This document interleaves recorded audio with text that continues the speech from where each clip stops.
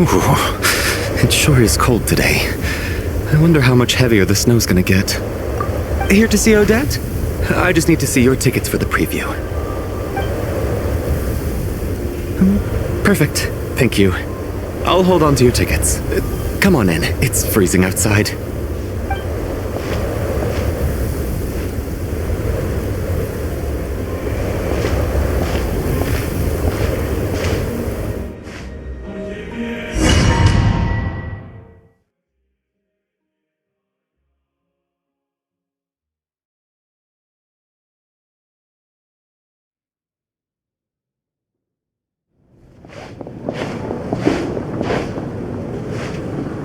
I think I'll leave the Lelek question until after the show's over. Then I'll go find Odette.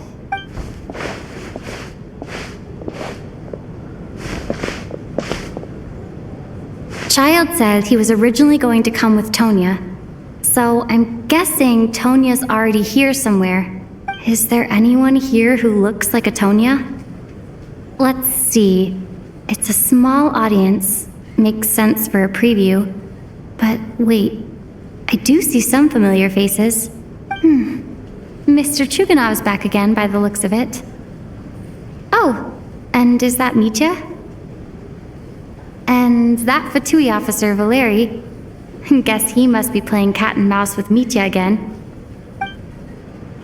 Oh no, it looks like the show's starting, and I still haven't found Tonya. Never mind. I'll just have to take a seat for now and see if I can catch her afterwards.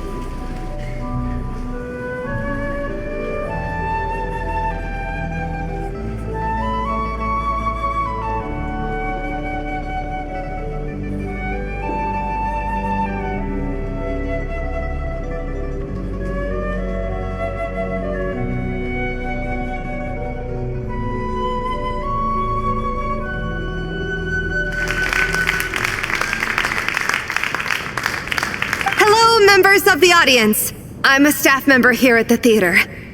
Today's performance was a very special one for us, as it marks the first attempt in a long time to revive the classic Snezhnayan ballet, Spirit Seeker. To commemorate this occasion, we would love to take a group photo of the cast, crew, and audience members present today. Could I kindly ask the audience to please come up onto the stage?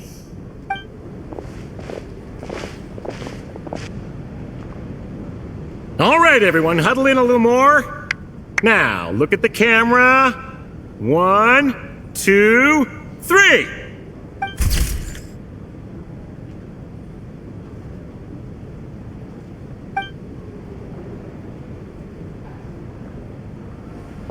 Are you quite satisfied, Mr. Energy Scientist? I rather hope you don't have any other escape plans to add to my workload today. What are you talking about, Sarge? This was simply my way of inviting you to watch Miss Odette's new show with me. And wasn't the performance spectacular? In the future, I heartily encourage you to take a leaf out of my book. Find some soul-nourishing pastimes to enrich your time outside of work. It was indeed a fine performance, but I must correct you on one point. This is not time outside of work. These are working hours. Working hours and non-working hours are just a social construct. Human technology can never advance if we're too rigid in our thinking, Sarge. May we leave now? Already? I mean, I was kinda hoping to soak up the atmosphere for a little longer, but... No? Okay, guess I'm pushing my luck. Didn't seem like too much to ask, but fair enough. Off we go then, Sarge. Back to the land of working hours. Lead the way. That has to be her. She's the only person in the audience around Tonia's age. Excuse me? Are you Tonia? Huh? Your brother's busy today, so I took his ticket. Don't worry about him. He's fine. Oh, okay. Sorry for the trouble. What's wrong? Are you sick? No, I'm fine. It's nothing. Maybe she caught a cold on the way here because of the weather?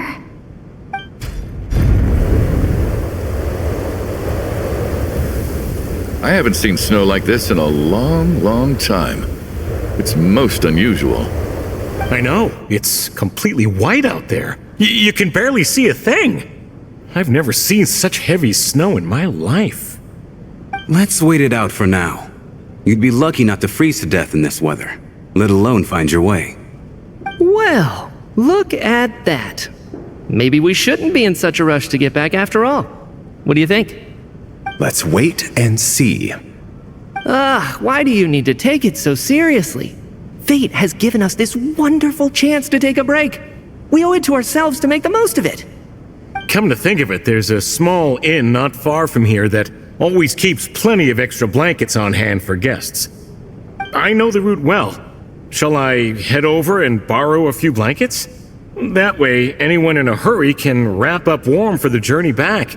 Just remember to return them next time you're over this way. Sir, there's really no need to go to all that trouble. Hey, it's no trouble at all. Wait here, I'll be right back. What a kind gentleman. Very good. My wife and daughter are waiting for me at home, so I shall be heading back as soon as I get my blanket. So are you expecting us to go back to the Armory Palace wrapped in blankets too? Don't worry about that. I made arrangements in advance. Should I not return to the Armory Palace within 3.5 hours after Operation Showtime begins, an armed squad will be sent to collect us. They will escort us back. You are one of our key military personnel, so any weather-related risks must be eliminated. Operation Showtime? So, wait. Every single time you drag me back to work when I sneak out, it's a whole official operation? I gotta say, you've really turned this into quite a moral dilemma for me. It's snowing pretty hard out there. I think you should stay here for now. You seem a little under the weather. Sure. My brother might come pick me up in a bit anyway. Time to get to work. I should head backstage and find Odette. I need to look her in the eye and ask her about Lelek. Excuse me, are you looking for someone? A fan, I'm guessing? Today is just a dress rehearsal, so Miss Odette won't be meeting with fans. She's taking a well-earned rest right now. Sorry, but that area is currently off limits to everyone except the cast and crew. Bad timing, I guess. Well, I might as well stick around. I doubt Odette will be leaving before the snow lets up in any case.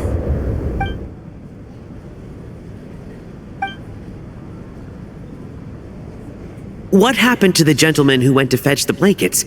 How has he still not returned? I was thinking the same thing. It's still snowing very hard. Do you think something might have happened to him? Whatever the reason for his delay, I must say I hate nothing more than people who make empty promises and fail to deliver. I have to treat my employees like that on occasion, but that's different.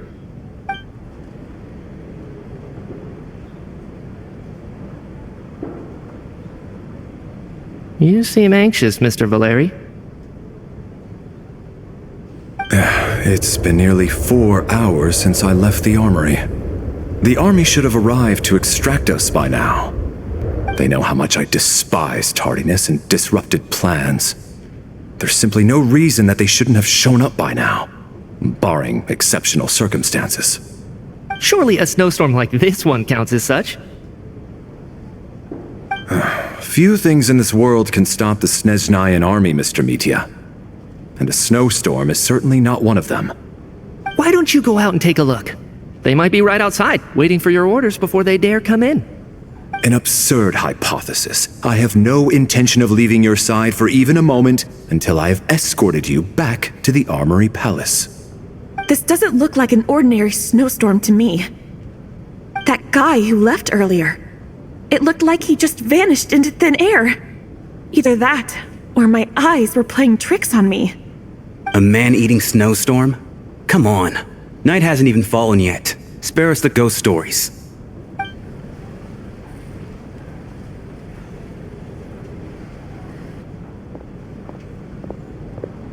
Traveler, didn't know you were coming today.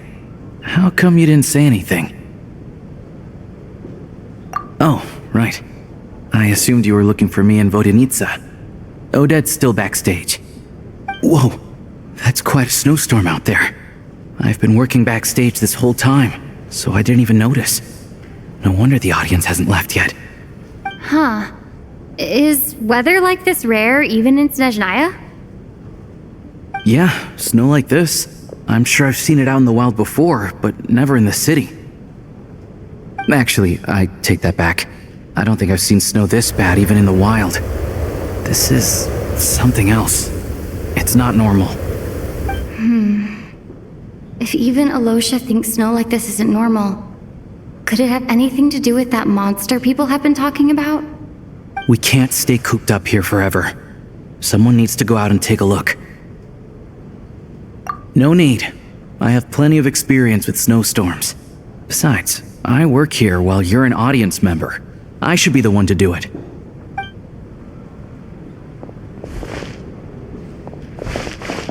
Everyone by the door. Careful not to let the snow soak into your shoes.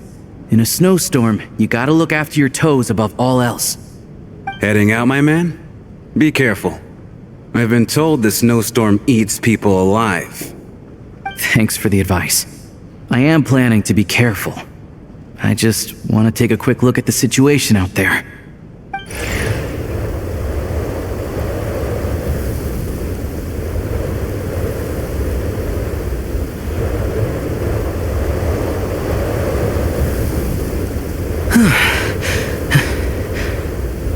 He's back! He's back! How was it? What's going on out there? Did you see any soldiers patrolling the area? Something about this storm isn't right.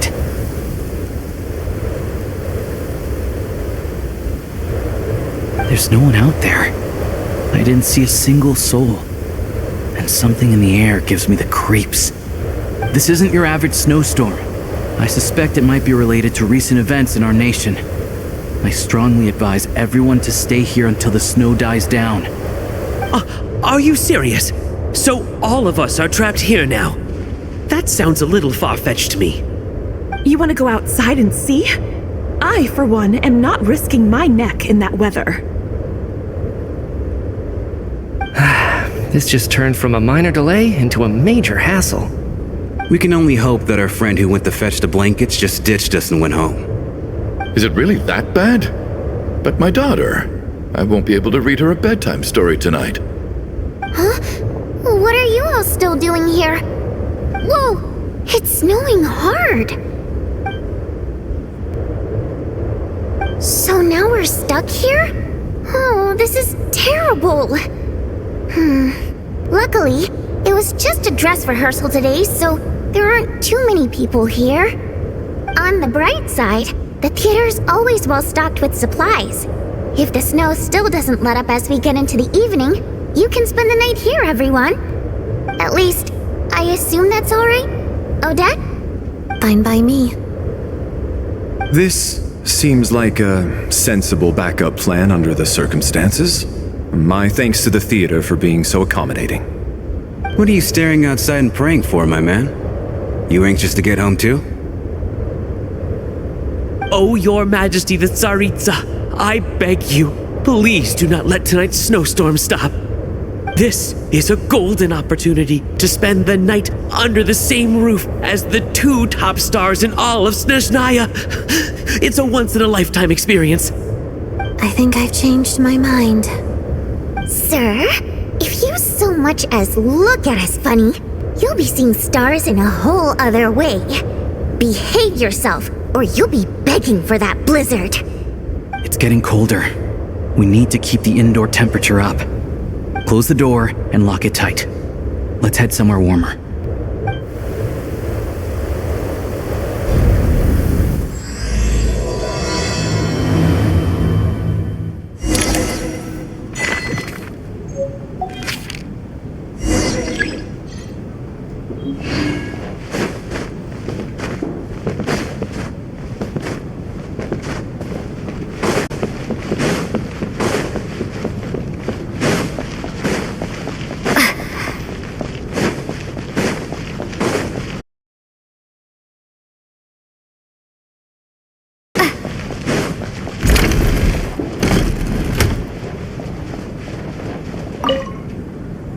And then there's the aristocrats. Easiest of all to deal with. You don't need to use any force whatsoever. All you have to do is show them the rope you plan to tie them up with. Do you know why? I don't. Do tell.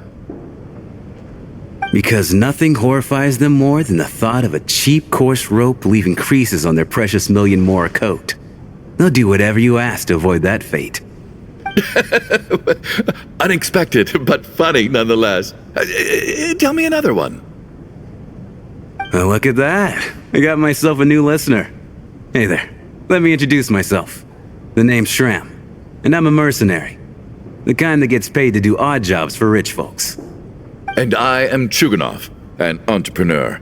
If my name is unfamiliar to you, you will no doubt have heard of my factory, the renowned Iskra manufacturing plant. Are you really that famous, Mr. Chuganov? How come I've never heard your name before? Excuse me? Is that a joke? Or are you being serious? Oh, I'll have to ask my rope later. He's probably tied up more entrepreneurs than I've ever heard of.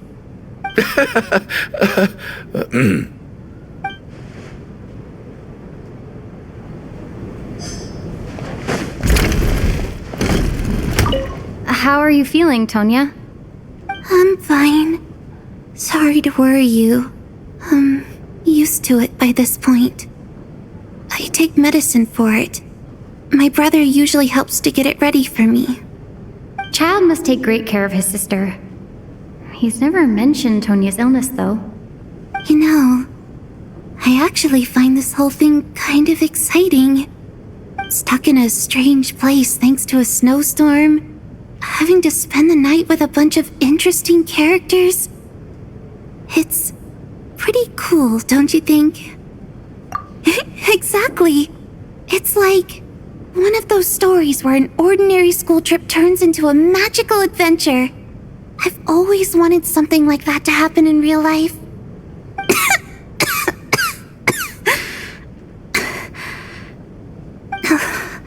I'm fine, really. Just got a little overexcited. Look after yourself. Otherwise, your brother will come after me.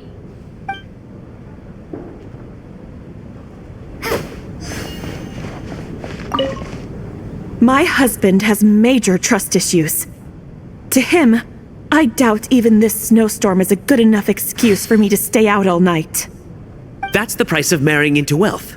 You'll get used to it. I'm not about to stop you if you want to leave, but don't drag me along. Hello? Can I help you?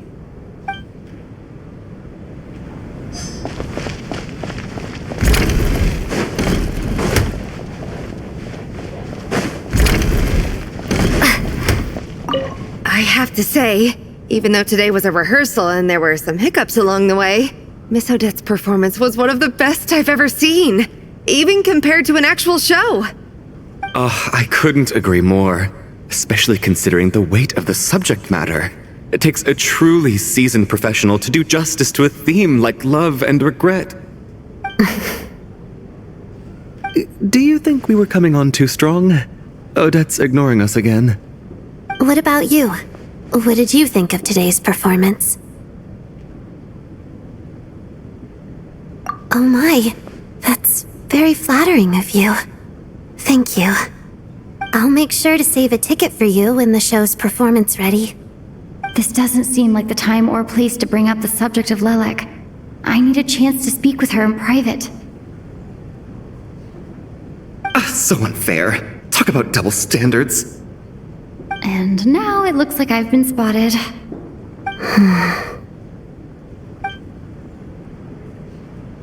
You know Mitya too? No, I don't. I just have a feeling that he might be dangerous.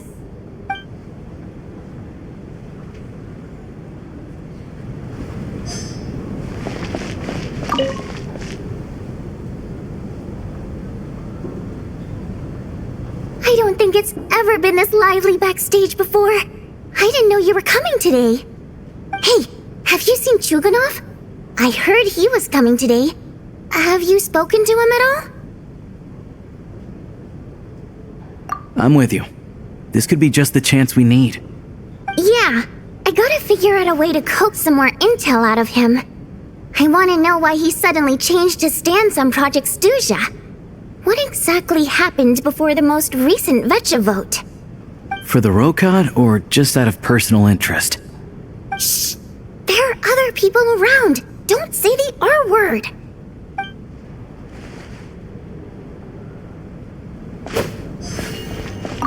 This is highly irregular. A delay of over an hour during an operation like this theoretically warrants a Harbinger-level response. I wonder what the issue is. The storm, or something else. Sarge, the day you learn to let go and just enjoy moments like this is the day you'll finally understand the meaning of life. Why, hello, ma'am. I believe you were the one sitting at a nearby table back at Podvorye Restaurant. Any friend of the theater's star performers is a friend of mine.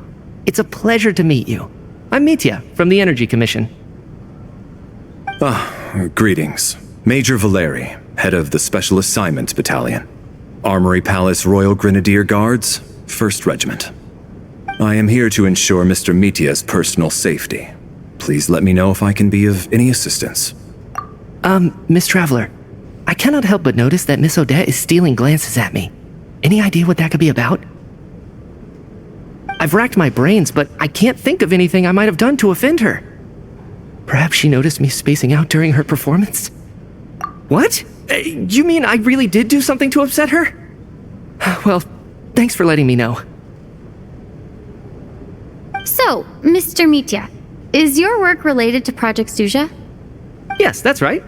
The higher-ups in the Fatui transferred me from the Energy Commission to the Armory Palace because they wanted me to...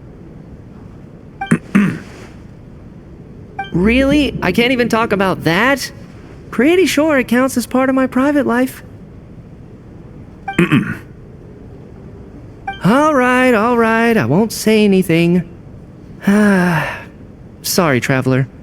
As you can see, I'm afraid this pleasant chat will have to end here.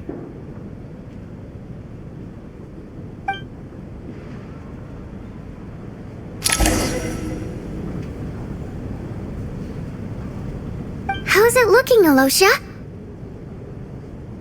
No change from this afternoon. Heavy snow with no sign of slowing down. May I have your attention, please? The storm is unlikely to stop tonight, and it'll be even more dangerous outside at night than it was during the day. We at the theater owe everyone here a duty of care. Therefore, we strongly suggest that you stay on site overnight and avoid going outside unless absolutely necessary. In a few short moments, we'll give you a tour of the theater's various quarters. You can choose to sleep in the VIP room, the office, or backstage. Or on the stage if you'd prefer. We won't mind. I'll pass on sleeping on the stage. What if the snow is stopped by tomorrow morning? The early birds in the audience might think we're part of some experimental new show. A drama about sleeping? That could be fun. Maybe we could come up with a title for the production. Not bad. Clear selling point at least. Could be a big hit. Anyone who doesn't wish to sleep on the stage, please follow me. I'll show you to the rooms.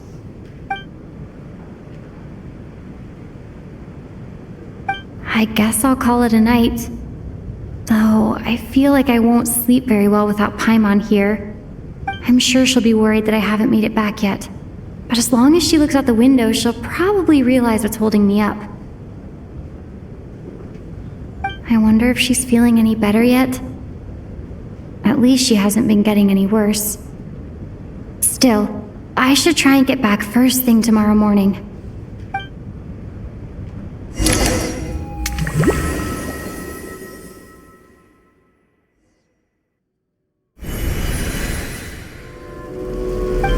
Finally! Welcome back to the world of the living, lazy bones. I was about to wake you. The black mist is almost on us. Still waking up, huh? You know, the black mist. It's been chasing us from below ever since we were born. You're just dozy. There's no way you've forgotten. Come on, let's keep heading up. Onwards and upwards is the only way to survive. Don't listen to a word those black mist cultists say. Here we go again. That endless march toward survival.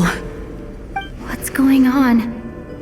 That black mist down there is creeping me out. And it's rising. Guess I should head upwards and get away from it. The black mist cultists believe that being swallowed by the black mist leads to everlasting peace. But if you ask me, they're just lying to themselves. We're the only heretics left. The only ones who refuse to give in. We have to keep going. But how do you actually know that they're wrong? Dangerous question there, Torgov.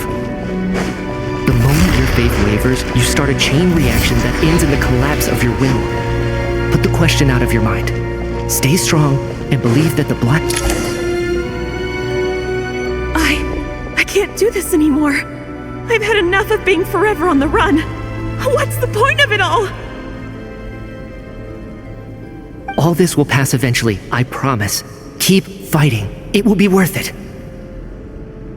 You accuse the Black Mist cultists of being liars. But you're lying too. There is no end to this path. It keeps going up forever. There was never any hope to begin with. The cult of the Black Mist has poisoned your mind, Sobolova. Are you thinking of giving up as well? I am. I think I'll take my chances with the Black Mist over this perpetual torture. As much as I detest the Black Mist cultists, I'm just too weary. Then I bid you both farewell. Let me put my personal opinions aside for a moment and say, I hope that you both find peace within the Black Mist. Fate always appears so impossibly complicated. But at moments like this, its raw simplicity is laid bare. Their fate was sealed from the instant they entertained doubt. From then on, the outcome was both inevitable and irreversible. Let's go.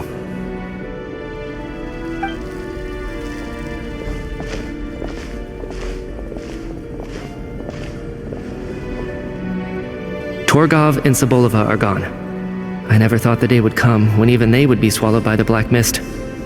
It's just you and me now. Yes, it looks like it's satisfied. For now. This happens from time to time, but it won't be long before the Black Mist starts chasing survivors once again. No one knows how to stop its advance for good. Well, we should make the most of the precious moments of rest that those two bought for us. Huh? Are you really that sleepy, traveler?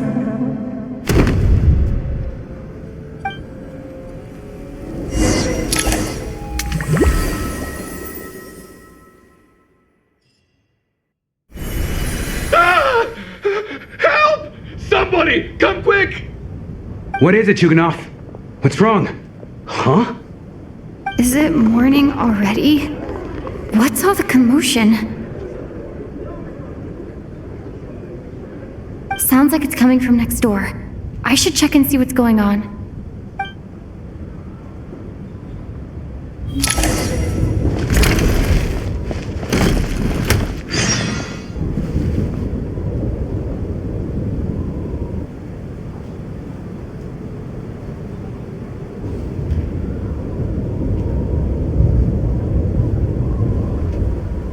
Don't look, Miss Tonya.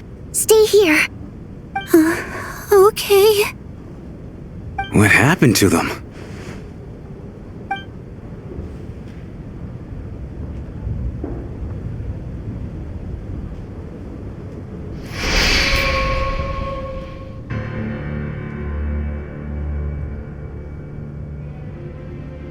these two people have passed away. And the strange thing is that somehow I knew this was going to happen. I knew that they would be the ones to die. Have I seen this moment before? Or did I have some kind of premonition? I can't remember what it was. Let me take a look.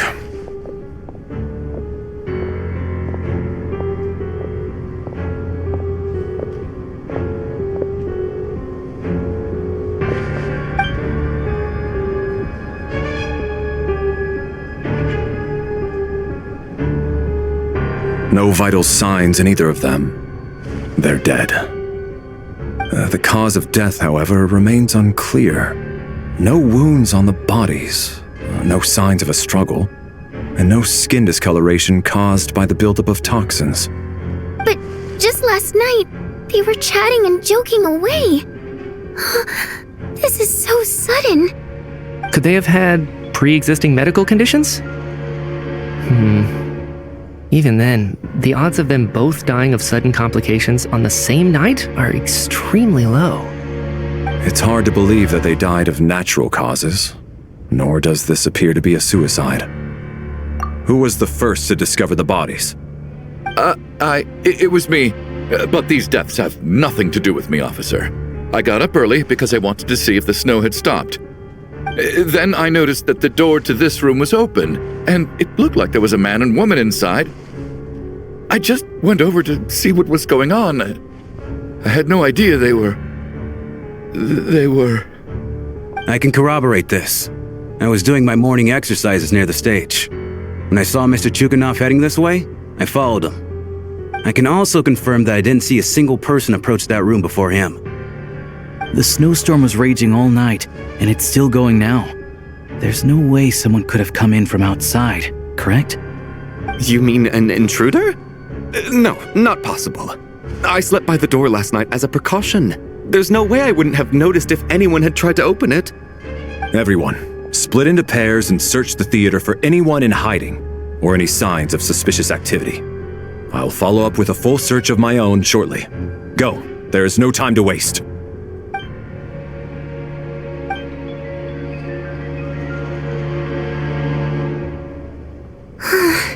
Nothing on your end either?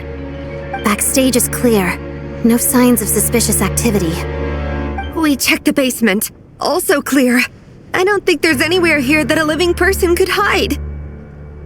Are we certain that the theater doesn't have a back door? Or any tunnel or passageway wide enough for a person to fit through? No, there's nothing like that. If people were sneaking in through some secret tunnel to avoid buying a ticket, we'd have sealed it off ages ago. I also checked the windows. All of them are locked from the inside, and there's no sign of anyone entering or leaving. It sounds like we can safely rule out the intruder theory. If anyone came in during the night in this weather, there'd be no way for them to avoid leaving footprints or water stains. This can only mean one thing. It's like one of those murder mysteries you see in novels and plays, isn't it? The ones where the killer is one of us. We can't quite jump to that conclusion just yet. Could he be right? It's hard to imagine something like that happening in real life. Set in a theater during a snowstorm, a murder takes place and the killer is among us. It's such a classic trope that it seems unbelievable.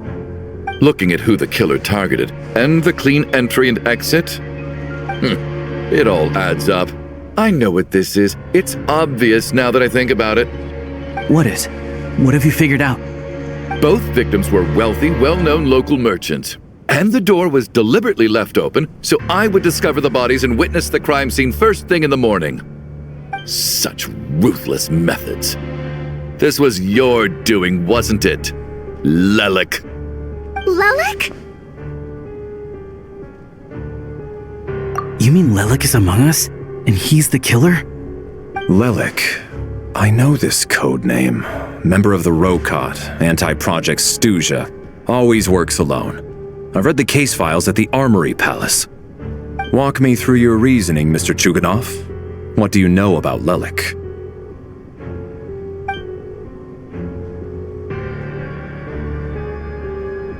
now, huh? What now, Lelik? What more do you want from me? I already voted against Project Stuja at the Snezhnograd Vecha. You snuck into my house the other day while I was asleep, left a threatening letter, and I did all that you asked. But Project Stuja cannot be so easily shaken. Not with the rooster in charge.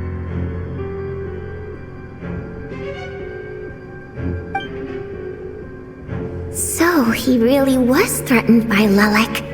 That makes sense. And now you're resorting to murder to threaten me. Isn't that right? I knew it. The Rokot despises the rich. The lives of the wealthy are but refuse in your eyes.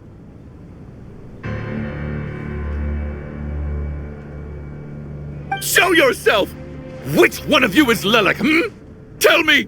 I'll do whatever you want! Just stop playing these mind games!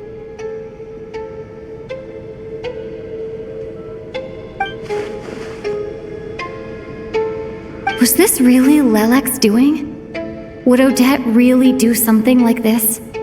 If Odette really is Lelek, this seems out of character. But then again, how well do I really know her? I'm probably the only one here with a compelling theory about Lelek's true identity. But if I reveal it now, I'll be putting Odette in the line of fire. What should I do? I don't think it's likely that Lelik killed anyone. At least from the stories I've heard, he's never killed anyone before, and his name has never come up in connection with any murder cases.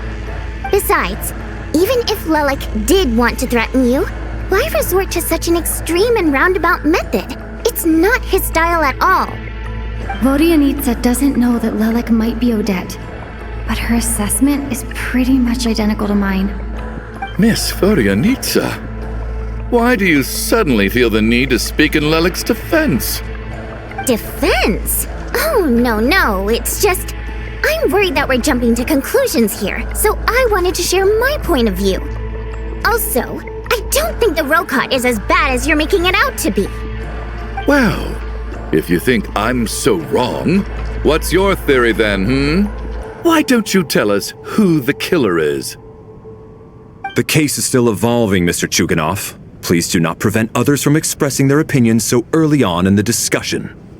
Even so, there's no denying that the recent threat received by Mr. Chuganov may well be an important clue. So there's still a good chance that Lelik is right here among us. I can't do this anymore. I don't care if it's still snowing outside. I have to get out of here.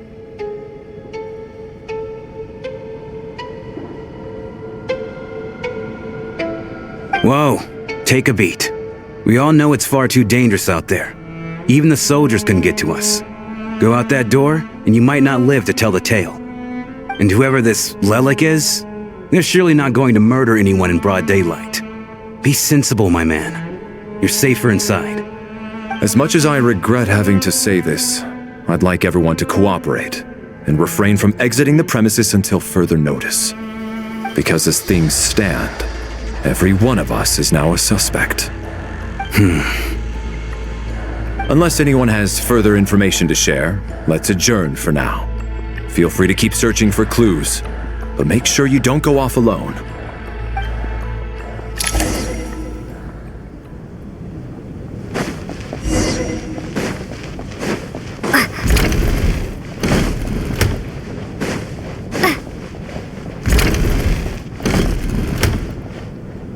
You're right, that was my bad.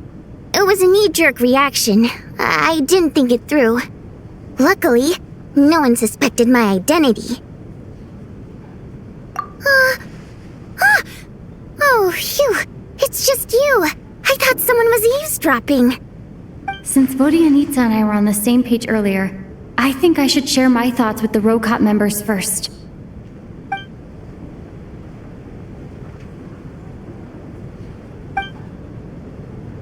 Whoa.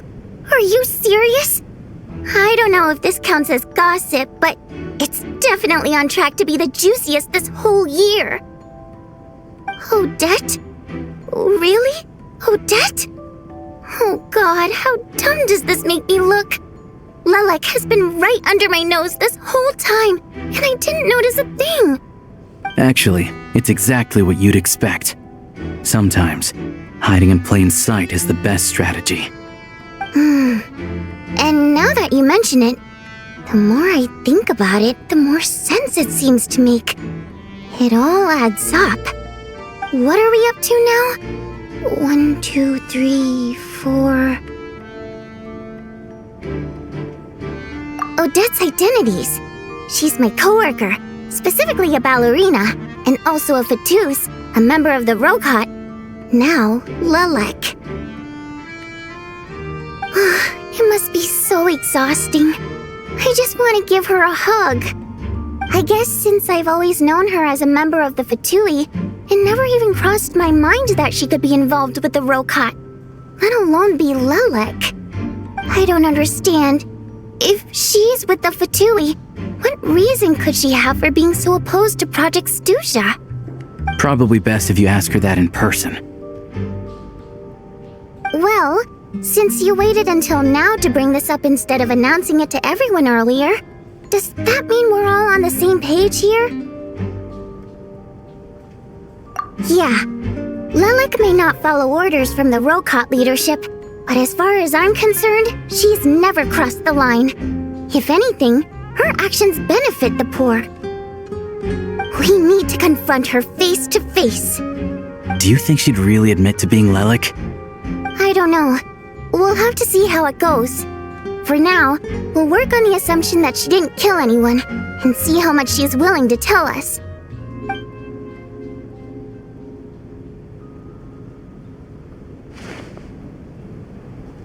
Now's her chance. Odette's alone. Let's go. Hey, Odette! What is it, you guys? Shh! Keep your voice down. We need to talk. So, you're Lilac, aren't you? Alright, fine. You don't have to say anything or explain yourself. Just hear me out first. None of us believes you'd kill innocent people.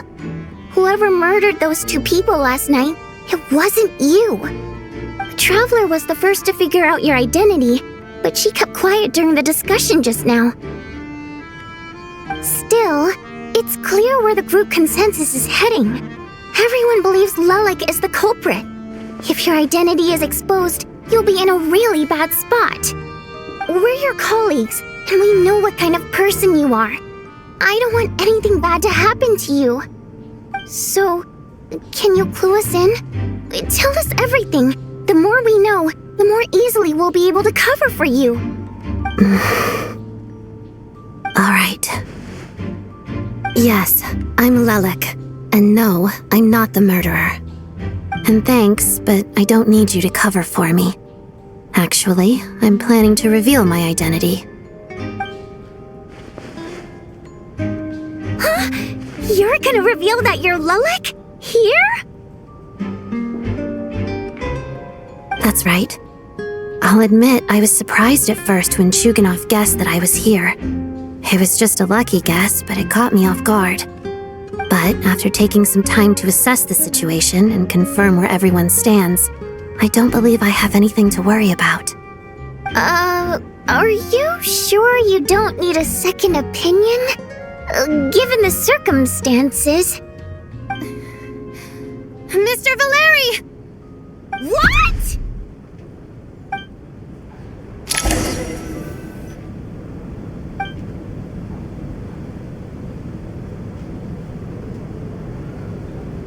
So, Odette is Lilac? I don't know what game you're playing, but you've got a lot of nerve.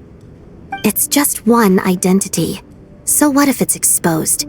I can disappear and adopt a new identity anytime I please. I made my peace with this when I chose to become Lilac. But more importantly, I promise I am not the murderer, which means that someone else is. So, if anyone still insists that I did this, you'd best produce the evidence now. Otherwise, I suggest that you bite your tongue. Because if you really believe I killed 2 people without making a sound or leaving a trace, pointing fingers at me would surely only make you my next target. Is this really the truth, Miss Odette? That's confidence, all right. I believe you. A real no-nonsense attitude. I can see why Marionette said that she's on track to inherit the title of the Fair Lady. Are you seriously buying this? Hey, officer! She just admitted to being Lelik. Aren't you going to do something about this? I do have one question, Miss Odette. Why have you chosen this moment to come forward and reveal your identity? If I didn't say anything, everyone would be focusing all their efforts on finding Lelik. And that is exactly what the real culprit wants. I don't want to be the scapegoat who lets the murderer get away with this crime. Despite all the accusations, she made the smart choice. A remarkable display of rational thinking under pressure.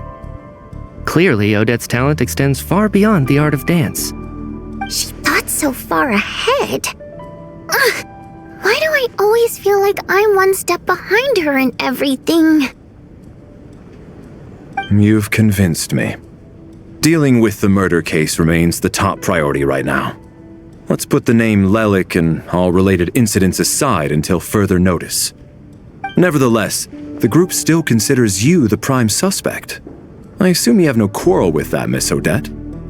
I understand. You're welcome to keep an eye on me around the clock. I have no objections. Mr. Chuganov? For my wife and daughter's sake, I'll let you off the hook for now. But don't think you're forgiven for breaking into my house and threatening me. Just wait till we get out of here, Lelik. We'll settle the score then.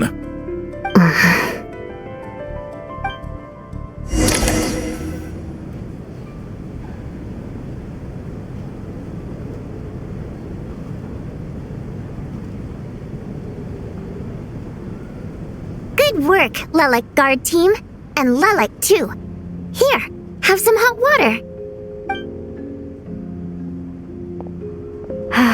Turns out Valeri knew about my exploits, so now I've been told I have to guard Lelik with him.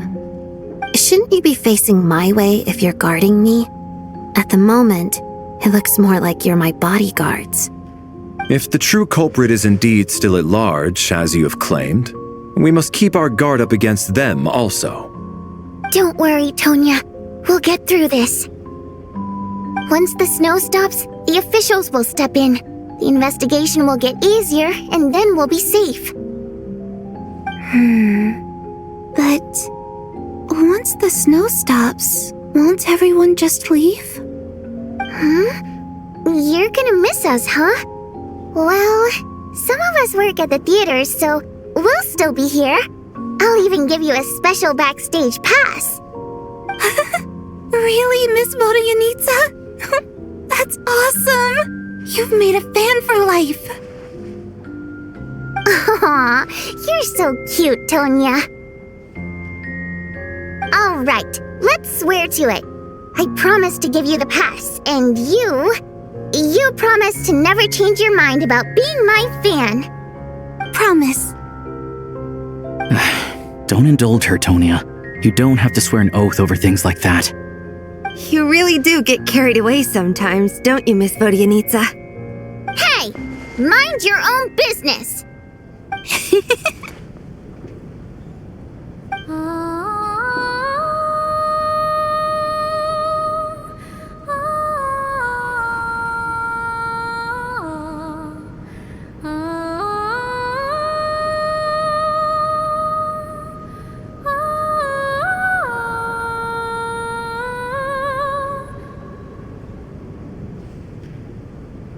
Don't be nervous, Miss Wateramp. Everyone's here. There's nothing to be afraid of. Excuse me? Do I look nervous? Don't be ridiculous. No. You sound nervous, lass. Oh. Wait, but how... Okay, plenty of people know that I'm a water imp, but still... How come you understand our primary mode of expression? Primary mode of expression. I've not come across that concept before. Do enlighten me, Vodyanitsa. Well, it's just... we water imps tend to communicate our emotions to each other by singing rather than facial expressions. The emotions we convey through song take precedence over our facial expressions. So, we think of it as our primary mode of expression. I'm impressed, Shram. I didn't take you for a man of culture, but you're clearly rather learned. It's not about being cultured or not. The thing is, this mode of expression can usually only be understood by other water imps. It's not a simple case of a song sounding happy or sad. And yet, you're clearly human, Mr. Shram. It's really not the big deal you're making it out to be. I think I just have a knack for it. Plus, I have a very close friend who's a water imp. A delightful lady. But keep that a secret. Anyway, we spent so much time together that before I knew it, I noticed I could understand her expressions. Oh, I guess that makes sense. Still, the fact that you have a water imp friend is even more surprising. I'd better watch what I'm singing when I'm around you from now on. Hey, what are you implying? You're not secretly insulting the audience in your songs, are you? Heavens, why would I do a thing like that?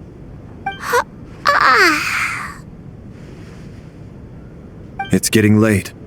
We should discuss our sleeping arrangements for tonight. It's a guard against the killer. Someone needs to keep watch. I suggest that we don't sleep in separate quarters tonight. It will be safer if we all stayed together. As long as someone keeps an eye on Lelik, I'm quite sure we won't have any trouble. Are you saying that you wish to bet your life on Miss Odette being the killer? Nonsense. Of course not. Then I propose the following arrangement for tonight. The Traveler, Odette, and I will form the Night Watch. We'll sleep in shifts, but 2 of us must be awake at any given time. An excellent idea. This allows us to handle the Night Watch while also keeping an eye on Lelik. Meanwhile, the rule of taking shifts in pairs resolves the other issue. Namely that we can't necessarily trust the Traveler or Valeri either. I expect that plan took you quite some time to come up with, didn't it? Actually, our field combat manual outlines a similar approach. Although the scenario there involves guarding prisoners overnight during field operations.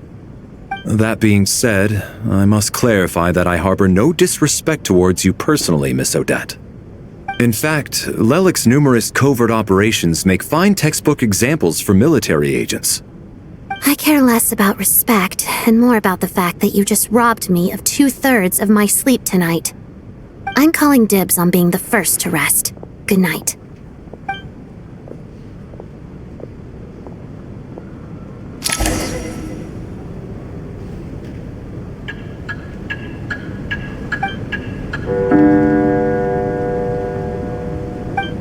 It's almost time. We should wake Odette. How are you faring? Oh, not going to argue with that. I'll take a quick nap.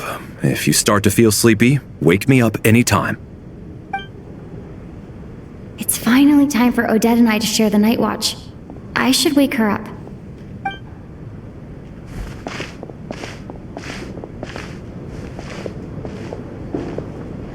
I came here to get information from her in the first place. Maybe I should think about what questions I want to ask before she wakes up. How long are you gonna keep staring at me? Couldn't sleep. My mind's been running haywire. Plus, there's something I've been meaning to talk to you about. I had a hunch that you wanted a conversation, too. Let's take this chance to clear the air, shall we?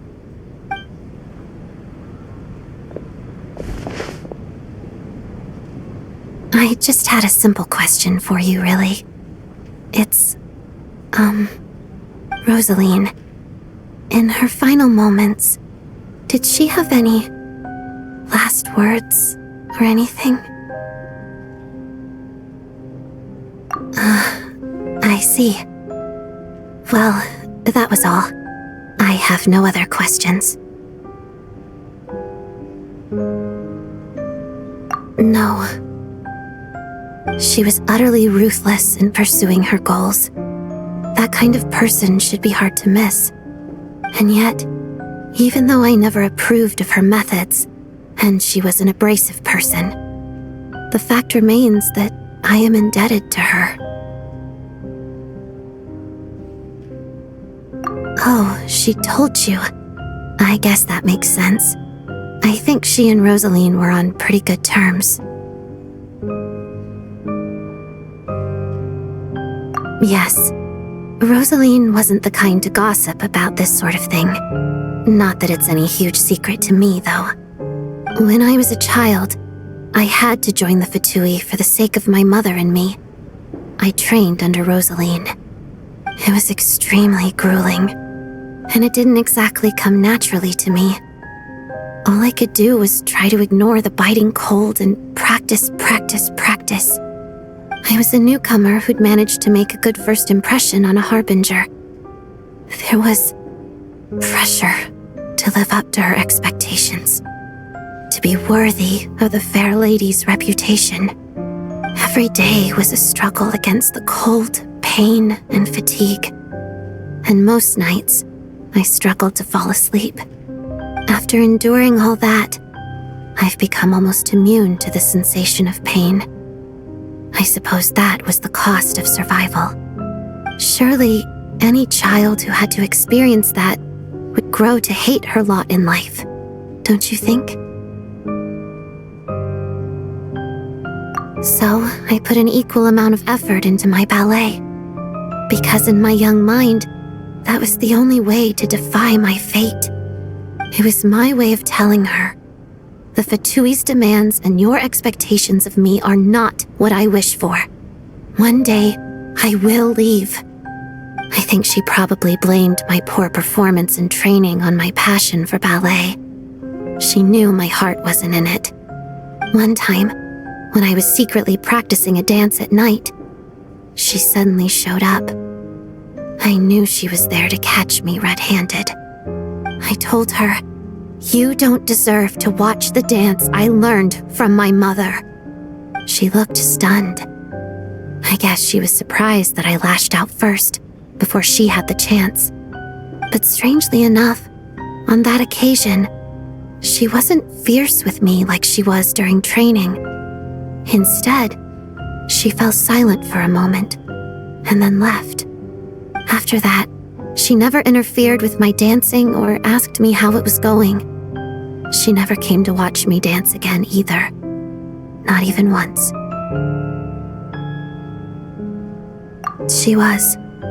But even now, whenever I take out this core Ignis, I can't help but think of that night. Of the look on her face. Sort of. Although gift might be too kind a term. This is her flame sealed within ice. A symbol of her favor, yes, but also her way of keeping an eye on people. She knew the location of every piece of core Ignis. If any recipient started acting suspiciously, she'd be on to them immediately. Trust her to make even a mark of approval feel suffocating. So, when news of Rosaline's death reached Snezhnaya, many people immediately crushed their core Ignis. It gave them a profound sense of relief, like they'd broken free from her shackles. But I kept mine. With my sensitivity to pain being as dull as it is, the warmth from this core Ignis is one of the few things I can still feel clearly. I still wonder, did she really come to stop me that night? I wasn't sure, but I was scared, so I said some really awful things. I guess she didn't leave anything behind. Not that I expected her to. It's fine. It's just a bit of a shame that we couldn't settle our differences before the end.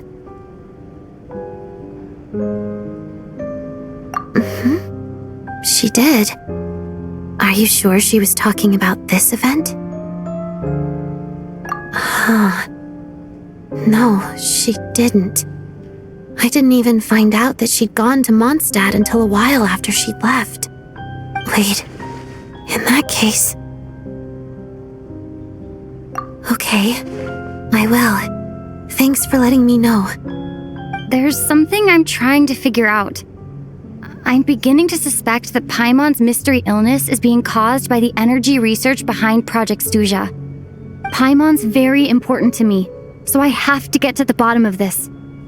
I figured that since you're Lelek, you might know something about all this. The ultimate goal of this energy experiment is to create a weapon for the final battle. The weapon's construction was completed in Nocturne. Now, all that remains is to arm it with a sufficiently powerful energy. Yes, the weapon's development and all the related experiments are overseen by Lord Piero, the Jester, and the lab is located deep within the Armory Palace. I'm not sure why this experiment would be making Paimon feel unwell, though.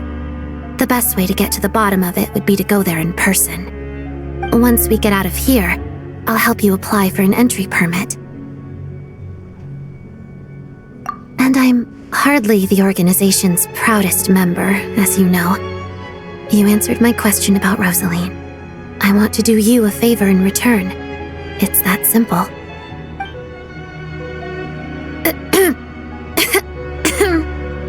Huh? What's wrong? Are you not feeling well? You two seem to be hitting it off. I thought you were sleeping. Of course I was. In the military, one learns to fall asleep quickly, even in the most inhospitable environments. It's vital to staying alert and energized. Why? Is something wrong? Even if he was awake, he can't have overheard us, right? Well, thank you both for keeping watch. Traveler, I'll take over for now. It's your turn to get some sleep. Sure.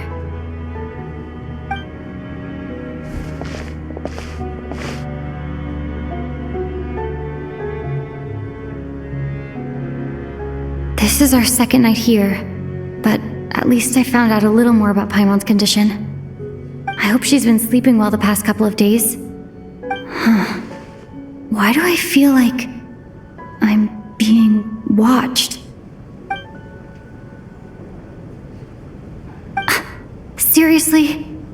Is this payback for when I stared at her earlier? But I thought she was asleep.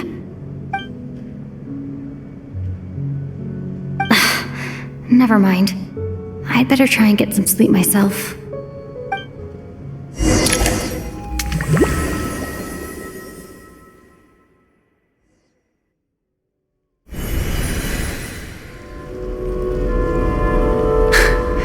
Hey, what are you spacing out for? Are you reaching your limit too?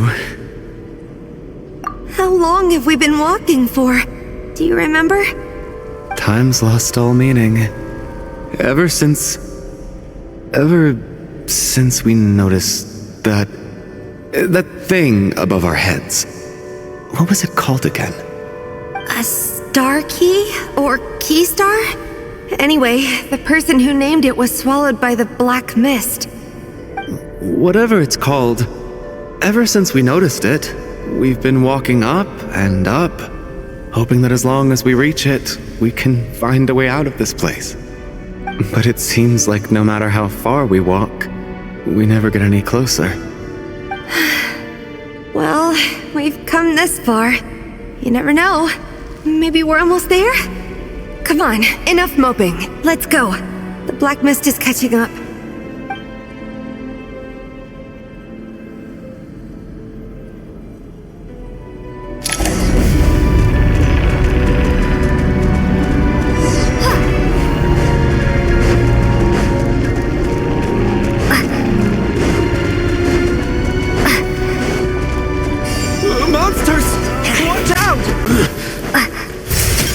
Shut up!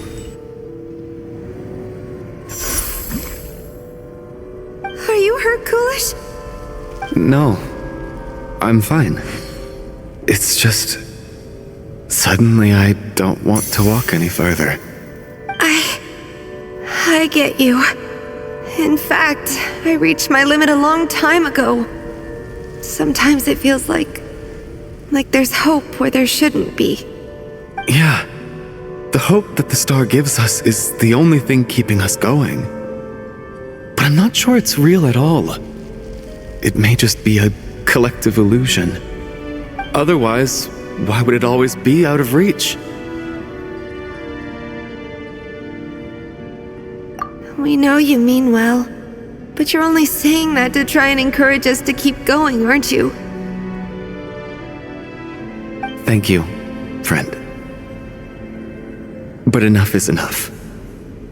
Please don't give me any more false hope. Hope is poison in this place. You're going to continue, aren't you? I admire that. I've given up, but I wish you the best. May there come a day that you catch up to the star and leave this godforsaken place.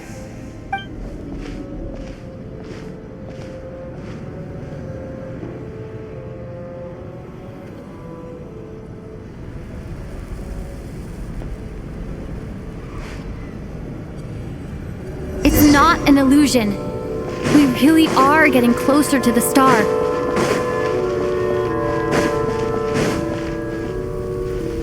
Congratulations. You are the first person to make it here. I'm the star's envoy. The black mist has stopped rising. Its hunger is satisfied for now, having devoured your two companions. This is a good opportunity. I'll let you get some rest before we continue. What do you mean, leave? The star represents the starting point. It's the waypoint for the beginning. Congratulations on reaching the starting point. Once you are ready, we will head out and walk upwards. I will be right by your side the whole way.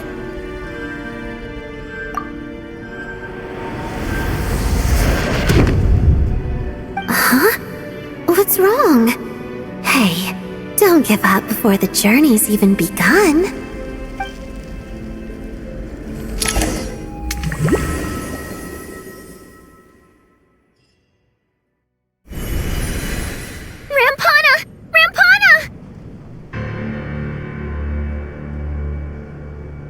Is that Vodyanitsa's voice?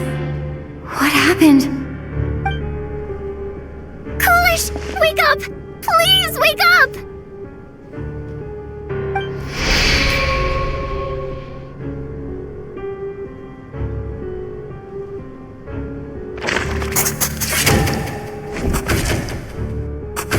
The situation is identical to that of the two casualties yesterday. We cannot ascertain the cause of death. At least there are some elements that we can rule out this time. They slept on the stage with everyone else, so I suppose the surrounding environment can't be a relevant variable. Rampana. Coolish. Weren't some of us keeping watch last night? 3 of us, in fact. How could you not notice something was wrong? I'm as confused as you are. Certainly nothing unusual happened on my watch. Likewise, and from what I've observed so far, both Miss Odette and the Traveler can be trusted. To be honest, I didn't get a wink of sleep last night. I couldn't help but think I was the target, so I just laid there with my eyes closed. I heard the Traveler and Lelek chatting, but otherwise I don't recall hearing any commotion during the night. Me too. I didn't want to wake everyone up, so I was concentrating hard, trying not to cough. I hardly slept at all. If anything had happened, I'm sure I would have noticed. Then, what could possibly be causing this? Once was bad enough. I can't believe it happened again. I worked closely with Rampana and Coolish for so long. I never imagined that one day they'd... And on the stage of all places... Vodyanitsa. 4 victims in just 2 days, and we still don't have a single lead. I need to get to the bottom of this as soon as possible. And above all, keep Tonya safe. I'd never be able to look Child in the eye again otherwise. Still snowing? Yes, I just checked. Still no sign of anyone outside either. So we only have ourselves to rely on. If you ask me, this killer can clearly strike whenever they please. The Night Watch was a useless endeavor from the start. Lelik must be an expert in poisoning. Clearly she used some poison that can't be detected on the corpse. Here we go again. Listen, I was already thinking to myself last night, was Lelik's reason for revealing her identity the real story? Well, now I have my answer. It most certainly was not. She's been playing us for fools. You get off on this, don't you? Revealing your identity, only to carry on with your killing spree? That's a hideous thought. One that only a hideous mind like yours could dream up. How dare you? That's enough! Yesterday, you named Lelik as a suspect because the victims were both wealthy merchants. Lelik might have had a motive then, but today's victims were just ordinary people, not to mention that they were colleagues of Odette and mine. What reason would she have to murder them? Let me guess, just to scare you? Who knows? Maybe you don't know her as well as you think. I implore you all to ask yourselves, how many people are there really in this world that have what it takes to kill another person? Not many, I'd wager. Lelik is well known to be a ruthless operator, and now she has revealed her identity. How could it be any more obvious? Everything you've said so far is still just conjecture, which doesn't constitute a concrete lead. You need to back up your claims with some evidence. How can you defend her, officer? What did she say to you while you were on Night Watch? Maybe I shouldn't be so surprised. You military types are always colluding with criminals to target the rich.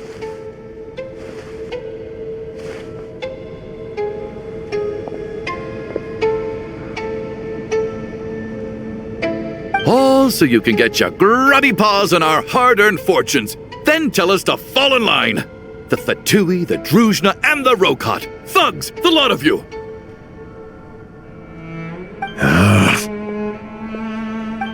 Don't you dare!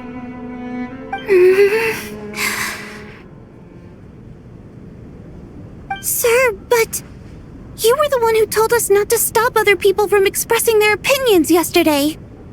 4 people have already died. Only yesterday I was chatting with Mr. Coolish. Then we woke up in the morning and he's...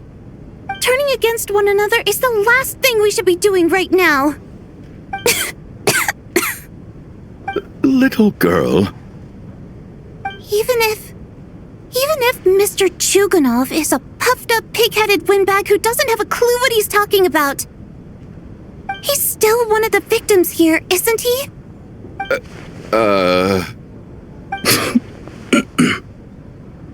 Quite.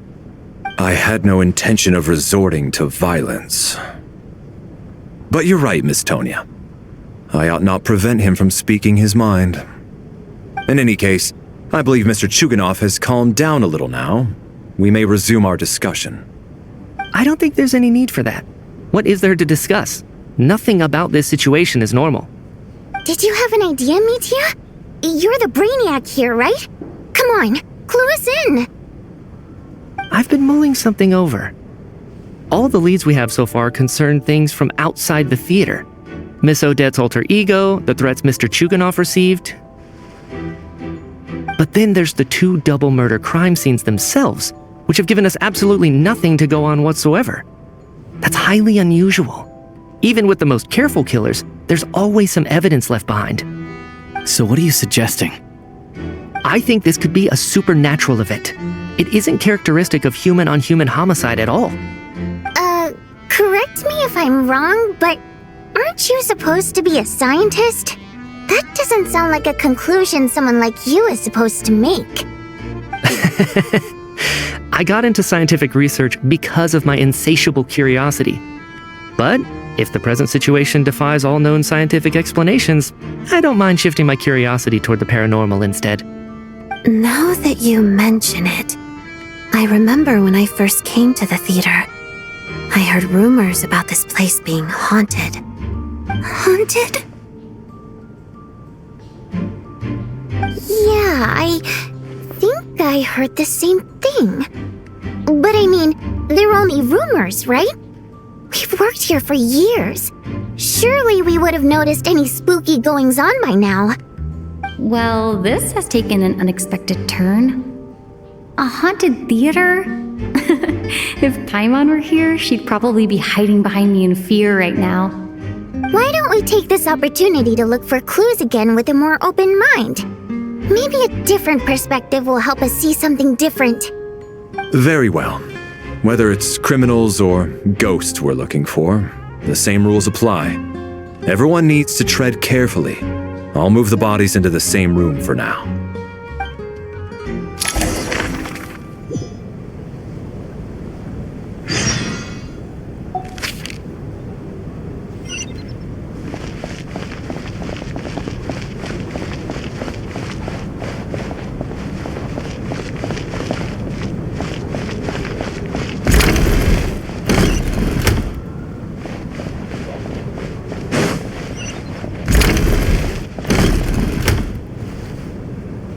Larry, come take a look at this. You too, Traveler. Some sort of notebook. What is it for? It's the on-duty logbook for the theater. Kulish was the main person to use it. He mostly used it to record any unusual incidents during a show, audience numbers, exit times, and so on. Yes, he'd always have this logbook with him when he checked tickets at the entrance. This should confirm a lot of key details about the recent show. So, you find anything unusual? Yes. The number of people. I've checked and double-checked, but the numbers just don't match what's recorded in the logbook. Apparently, we have an extra person among us. Are we certain that logbook is accurate? Could someone have sneaked in without buying a ticket or something? Unlikely. Kulish took his duties very seriously. I've rarely seen any errors in his work. Not to mention that this was a dress rehearsal, meaning smaller audience numbers and tighter ticket restrictions than usual. Everything would have been well within his control. We no longer have our tickets with us, do we? They got collected on entry. I assume there's no way we can check them again. Unfortunately not. The theater recycles tickets. Once people are in the door, they don't tend to leave until the show ends, so we collect the tickets at the point of entry. Still, I'm inclined to believe that this discrepancy in the head count is significant somehow. Did an extra person just materialize out of thin air?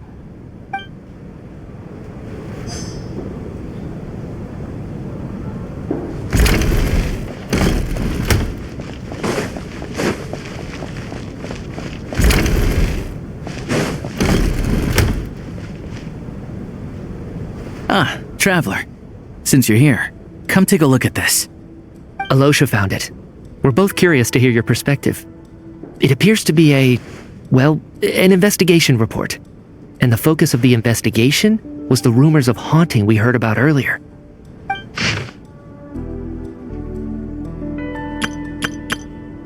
An investigation report, huh? Looks quite old. This person's name looks to be of Sumeru origin to me. Was the investigator from Sumeru? The theater manager must have hired an investigator once specifically to look into this issue. But it doesn't look like anyone ever looked at the report. Presumably, the manager wanted to know if the supposed haunting was dangerous while also being fearful of word getting out in case it affected the theater's business. Anyway, the bottom line is, the haunting is actually real after all. It's caused by an obstruction in the ley lines. Is there any chance this is the key to finally making some progress with the murder cases? Ley line problems are pretty unexceptional to me by this point. And while it certainly offers an explanation for the ghosts, it's hard to imagine what connection it could have to these two murder cases. Some of the language that appears at the very end of the report caught my eye. Angel civilization, ley line renovation? My area of research doesn't touch on any of that, so it's completely outside of my wheelhouse. Huh? A piece of paper just fell out from the report. It landed right by your feet.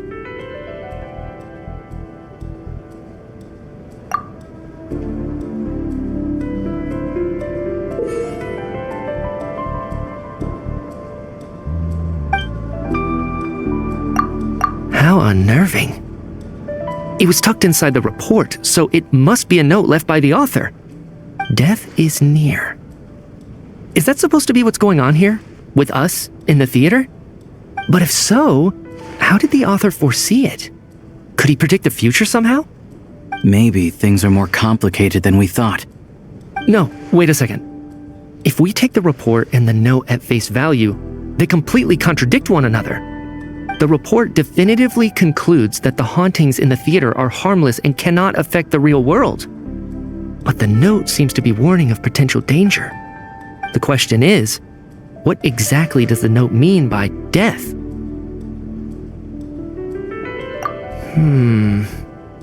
The various ways we could interpret this keyword lead in completely different directions. Let's pause our analysis here for now. I think we need more information.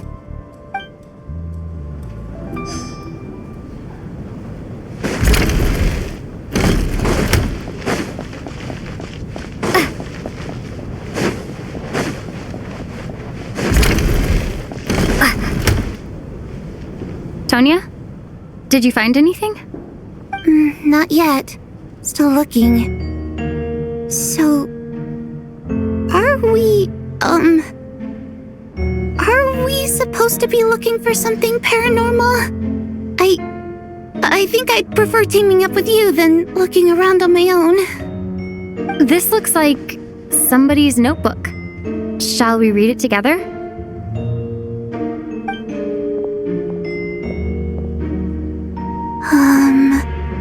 Well, it doesn't look scary or anything, so I guess it should be fine. All right, let's read it together.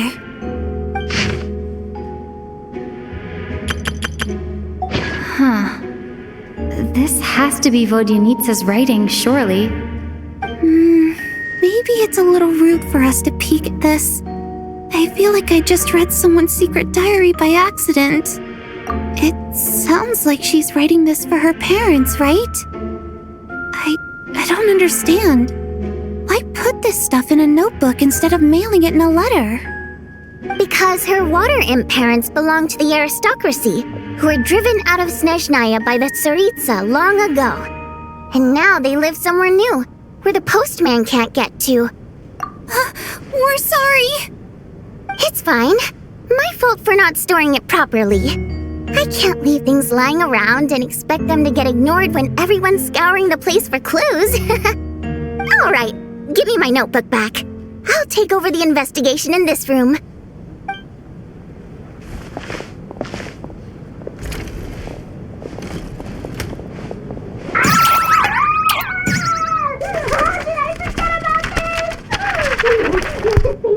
Oh, God, and this one. Oh, my. Why am I so embarrassed?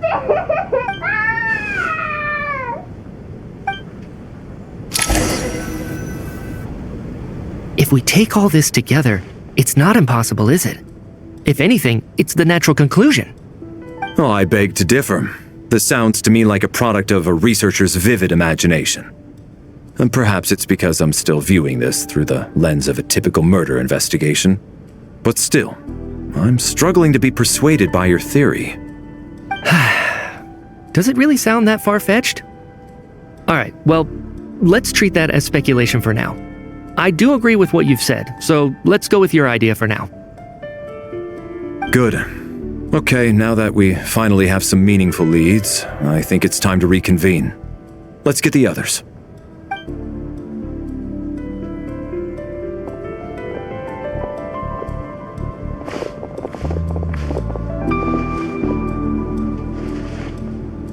So, That's about everything we've discovered so far. I'll share my theory first. Based on what we've learned from the logbook, I believe the extra person among us is most likely the killer. If the killer had simply bought a ticket, it would have greatly increased the risk of their identity being exposed. I expect he or she either hid in the theater ahead of time, or found a way to slip past the ticket inspection. They then blended in with the group and waited for an opportunity to strike. What about the note found in the investigation report?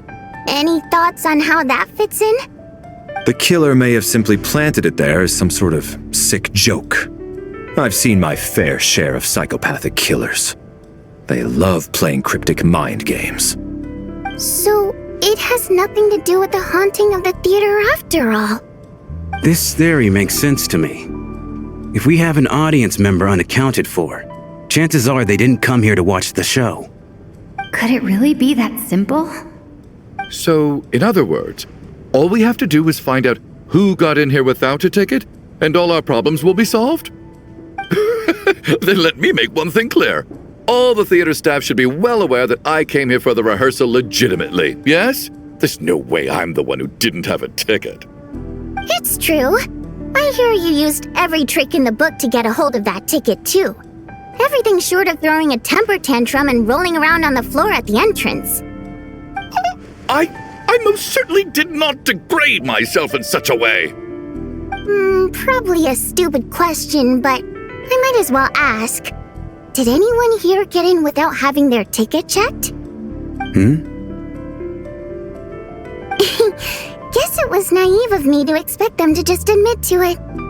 Especially after the unprompted Lelek reveal. Once was already a miracle. Twice would be unfathomable.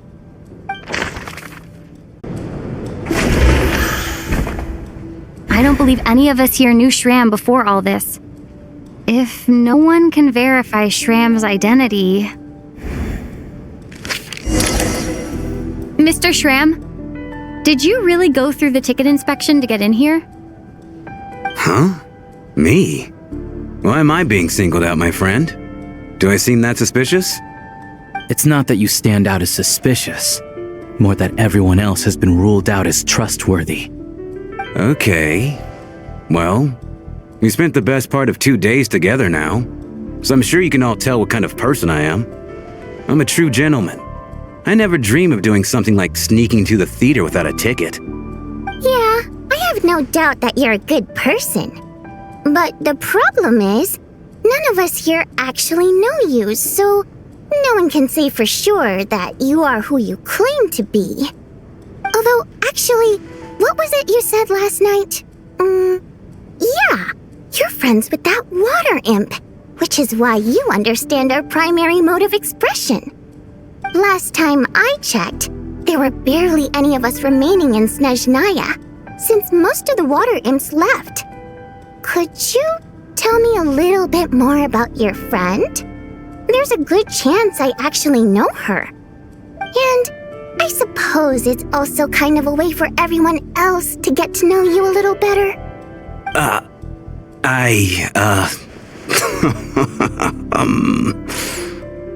Good grief. Are you blushing? Pull yourself together, man. Stop giggling like a teenage boy. It's revolting. Hey, revolting is a little strong. All right, fine. I'll admit it. That water imp friend of mine, the truth is, we're dating. I was just the bodyguard hired by our family. But the stars must have aligned because sparks began to fly between me and their daughter. Never in my wildest dreams did I think I'd get so lucky. We don't need details. Just get to the point. Okay. I'm just a little hesitant to reveal her name, that's all. You know how it is. These are delicate times. Even with me to protect her. If word gets out that she's dating a human, both the Fae and human factions will give her a hard time. Really? Wait, no. That can't be. Huh? Shram, what the devil are you talking about? Why is everyone looking at me like that? Surely you can understand where I'm coming from. Delicate times? Factions? Yes? You know, the Civil War? Last time I checked, the Fae and the humans were still at each other's throats. If I'm not mistaken, the last significant civil war in Snezhnayan history was over 400 years ago, when Her Majesty the Tsaritsa had just taken the throne and was consolidating her reign. What do you mean, 400 years ago? What's going on here? Is Shram from the past? All right, Mr. Mitya, you win this round. As far-fetched as it is, it appears that your theory may be correct. I'm just as amazed as you are. I didn't even believe it myself, to be honest. Is someone going to explain what's going on here? From the look on your face, you figured it out too, haven't you, Traveler?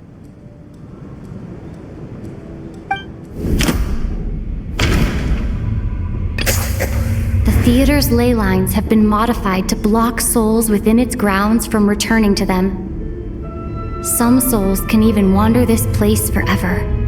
Mr. Shram's statement proves he's from hundreds of years ago. And according to the investigation report on the theater hauntings, Mr. Shram is very likely a lost soul wandering the theater.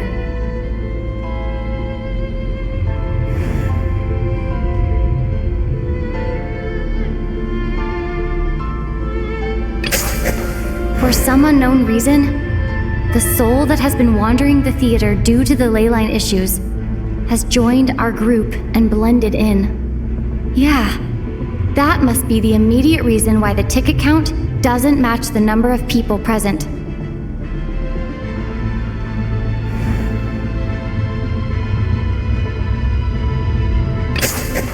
The contents of the investigation report have been verified. There are indeed ley line issues and wandering souls in the theater. Death likely symbolizes the deceased. Mr. Shram, for instance. Death is near.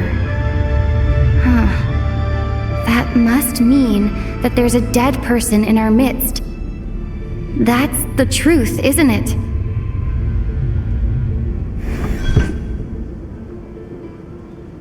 Yeah, the logic is clear now. The investigation report said that there would be souls stuck wandering around the theater because the ley lines were cut off. Mr. Shram must be one such soul who died in the theater a long time ago. In which case, that also makes him our extra person. So when the note said death is near, it must have been referring to death as in the deceased, people who died a long time ago. Someone who died a long time ago. In short, there's a dead person among us. The extra person we've been searching for is a ghost from the past. You mean I'm a ghost? No. Don't make jokes like that, my man. There must be some mistake. But even if I was dead, I know for a fact I didn't kill anyone these past 2 nights. Yeah, even if all that's true, the report also said the souls inside the theater can't affect reality, right? They're harmless. Then what if the problem isn't the souls at all, but the ley lines themselves? The ley lines have a powerful ability to attract and devour souls. Let's say that the ley lines are like a black hole, constantly seeking to engulf souls. But the souls that don't want to return are trying to avoid being sucked in. Why does this analogy sound so familiar? What happens when the black hole can't achieve its goal? I'm only speculating here, but what if it ended up swallowing innocent souls by mistake, or intentionally taking other souls to compensate? That could explain why we weren't able to determine a cause of death. If you're right, and their souls were devoured by the ley lines, it does make some sense. It does seem to explain a lot of the things we couldn't make sense of. Does that mean it's true? Except there's no concrete evidence. Mitya is relying on a lot of logical leaps. Still, it seems like the best explanation we have under the circumstances. All right, so how could Shram not know that he's dead? Seems a little unlikely that he hasn't noticed anything unusual even after several days interacting with us. On the contrary, It's perfectly normal for a soul to wander the theater for centuries without questioning their existence or reason for being there. It's simply what's natural for them.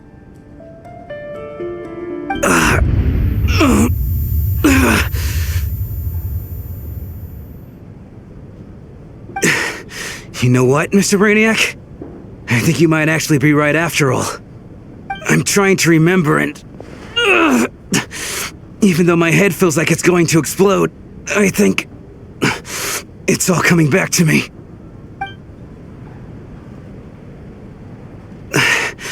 I was the one who didn't want to remember my own death, so I forced myself to forget.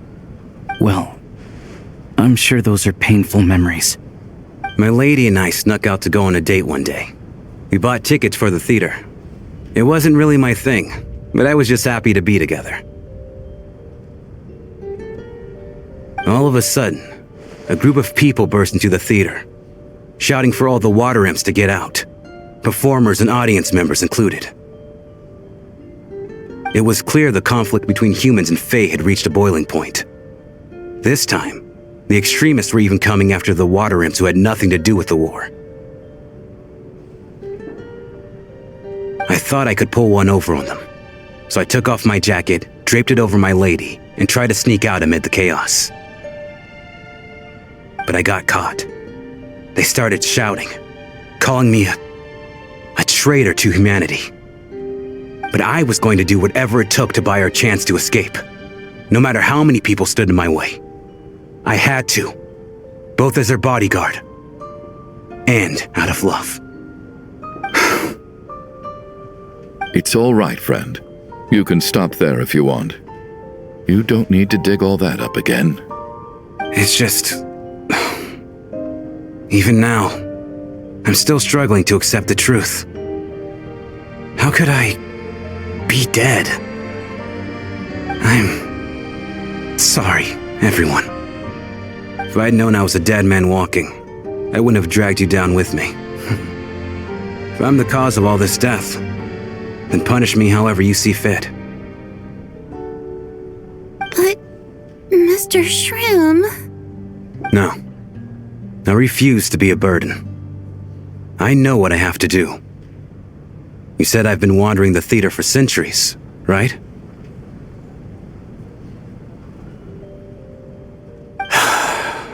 I guess it's high time I got a breath of fresh air. Out there, I mean.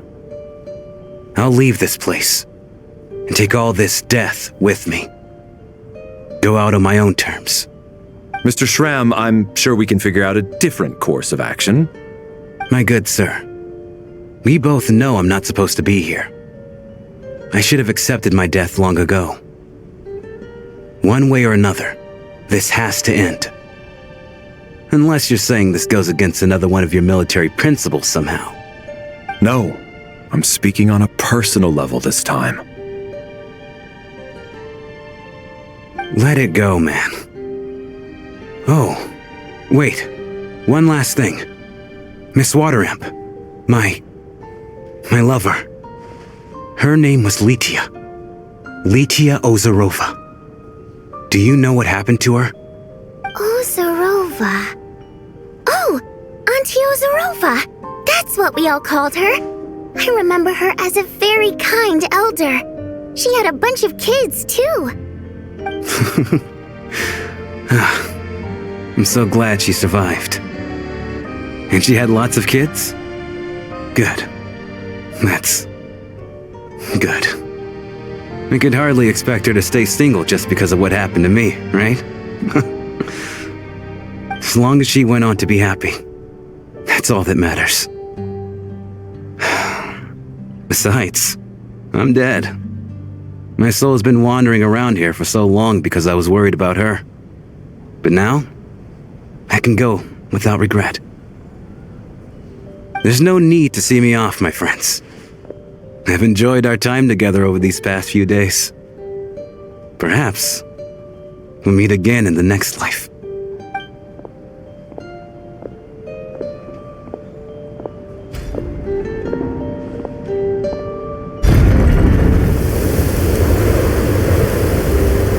Take care, my man. I know, Mr. Shram was already dead, but I still feel so sad. Death is cruel, no matter how we might try to make sense of it. So, was the conflict between Fae and humans really that bad back then? I was only little, so I don't remember much. It's terrible to think that so many innocent people had their lives turned upside down. Even the historical records about that time period don't say much about it. All people know is that the Tsaritsa founded the Fatui, drove out most of the Fae aristocracy without explanation, then used her terrifying power to suppress the humans. It seems to me like the Tsaritsa chose to make herself the enemy. She downplayed the conflict, directing whatever animosity both sides had for each other at herself instead.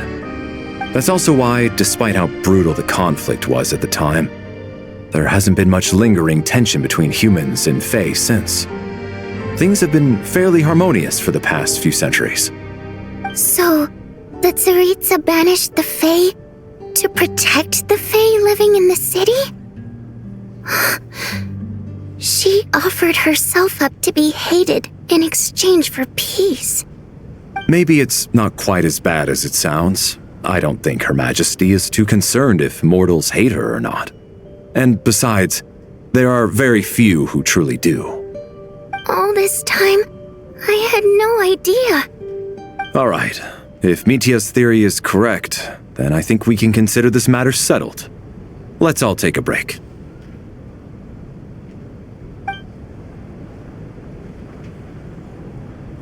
Ugh, if only this blasted storm wasn't still raging on.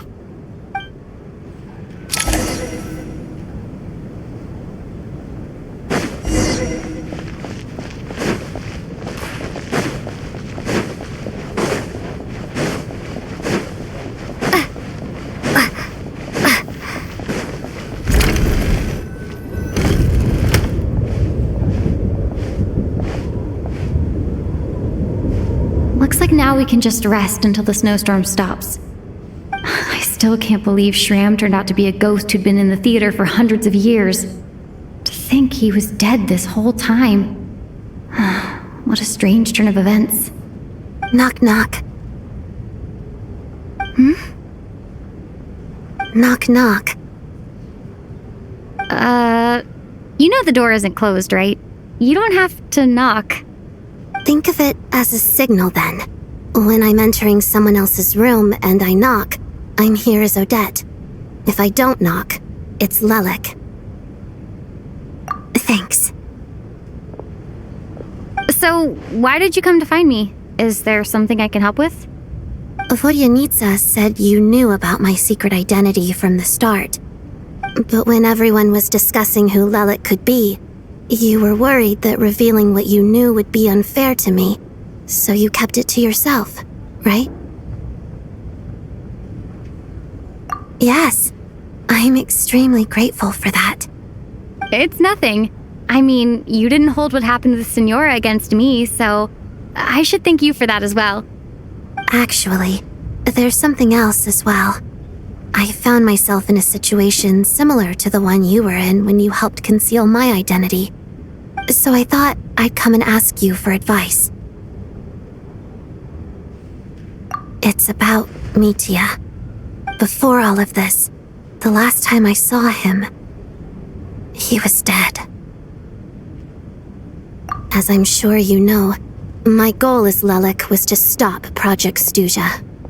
Well, when I found out the tech lead for the experiment behind Project Stuja was Mitia, I immediately started planning to track him down and threaten him to back out.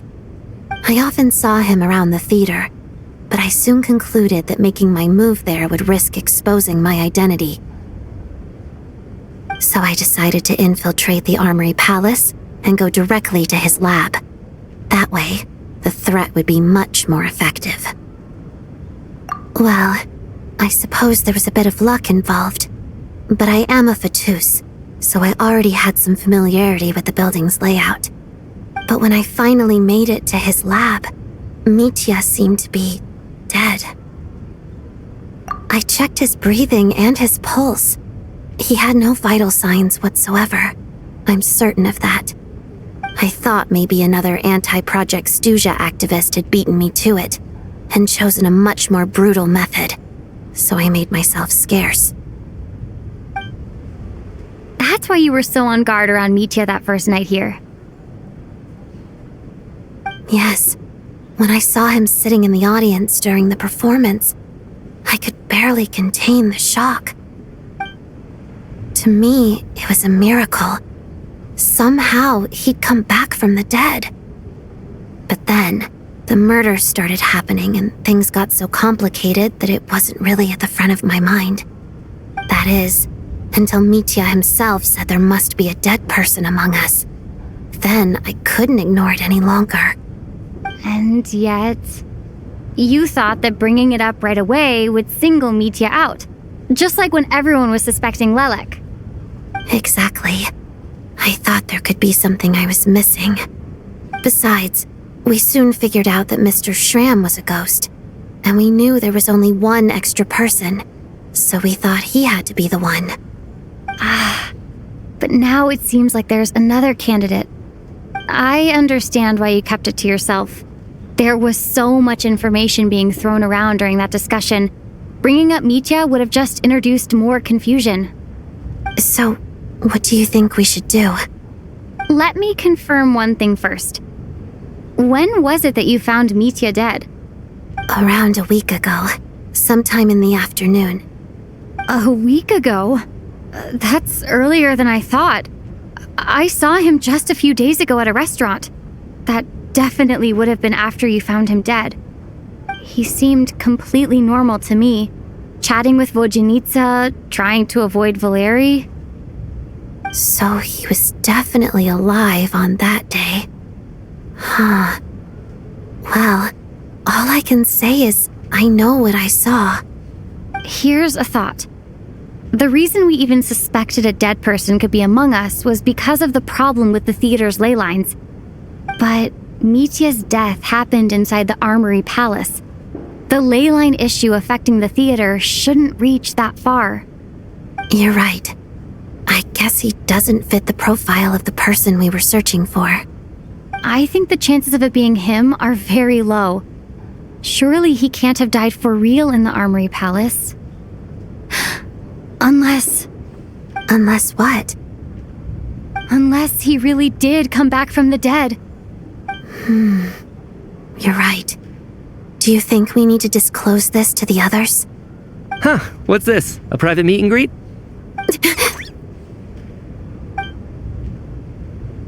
Where do I line up? That's not what's going on here. Well, I was just making the rounds. Thought I'd try to lighten the mood a bit. Vodjanitsa's handing out food if you're hungry.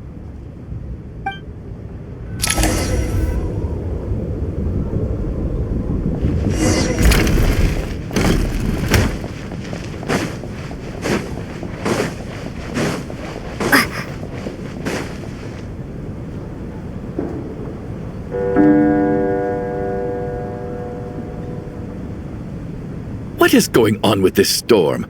Could it be connected to that monster that just arrived in Snezhnaya? I almost hope it is. Her Majesty the Tsaritsa left to vanquish that beast herself. We just need to wait for her triumphant return. Do you think people still feel the cold after they die? I'm wondering about Schramm. Oh, maybe we should have given him a coat before he went out there. Death itself is cold, isn't it? I'm sure the storm will embrace him. Well, I hope he has a safe journey. I'm going to miss him, I think. It's not like we can blame him for Rampana and Kulish's deaths. Thinking back on it, we barely made it out alive ourselves. Once we get out of here, how are we going to explain what happened to their families?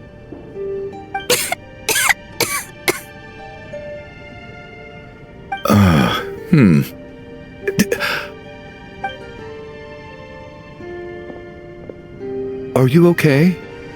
Here, take this. I've never used it.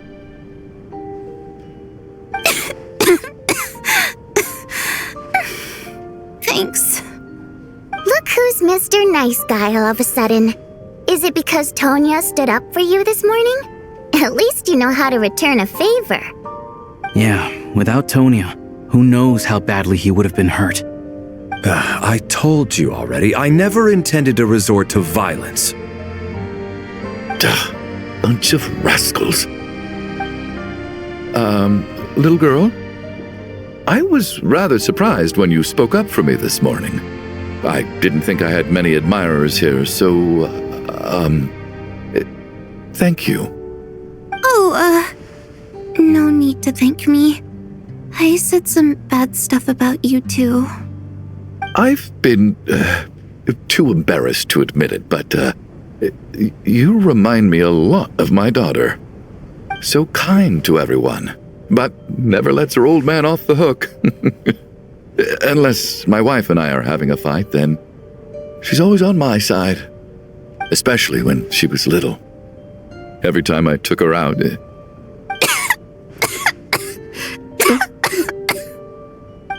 All right, easy now.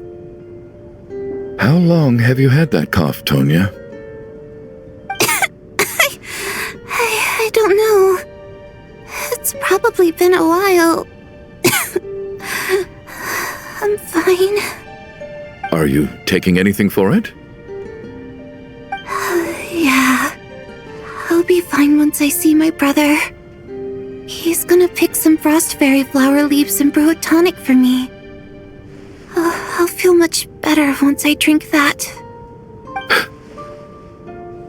I see. That's good to hear then. We should probably discuss arrangements for tonight. Now that the deceased has left our midst, there shouldn't be any more incidents. However, out of an abundance of caution, I'll keep watch. Shouldn't we take shifts? I can take one if needed. No need. I managed to get a nap in earlier, so I have plenty of energy right now. After all the tension of the past few days, everyone else should just focus on getting a good night's sleep.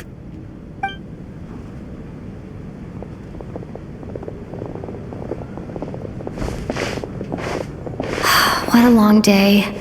This whole situation turned out to be way more complicated than I expected. But Valeri's right. I should just try to calm down and get some rest. The last thing I want is to give myself nightmares.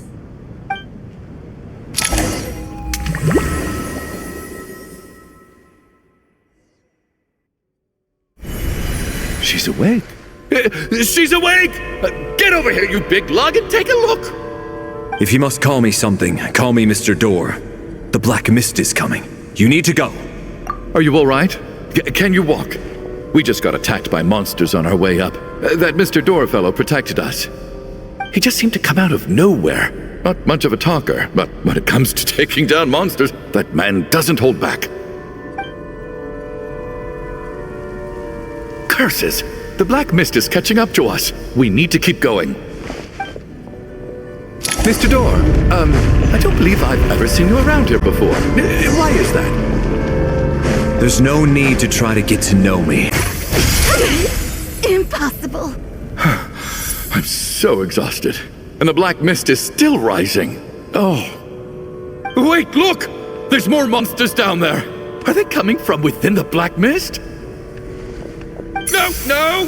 They're gaining on us! Quick, keep going, or they'll be at our heels any second!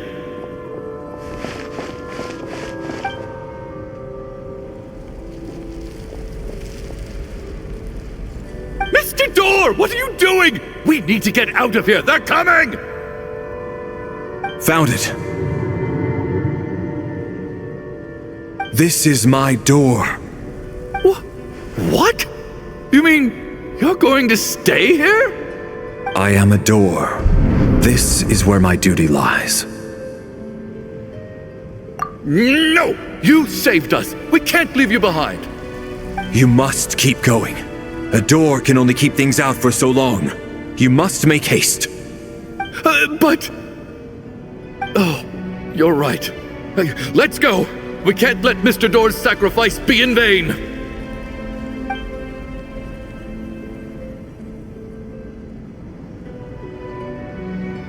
The Black Mist isn't moving anymore. Looks like both the monsters and Mr. Door are gone. I didn't just imagine all that, did I? Surely I wasn't so scared out of my mind that I hallucinated a door as a human being? Oh, okay, good. There's no way we both hallucinated the same thing. Getting sleepy? Well, looks like we're safe for now. Go ahead. Let's get some rest.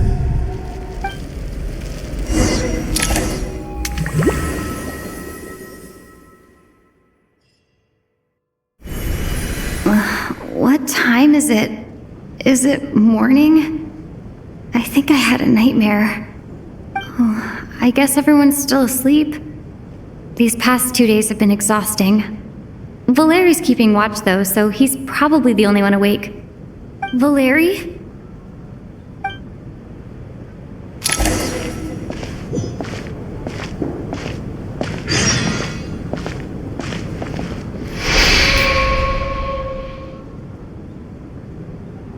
Wake up! Everyone needs to wake up!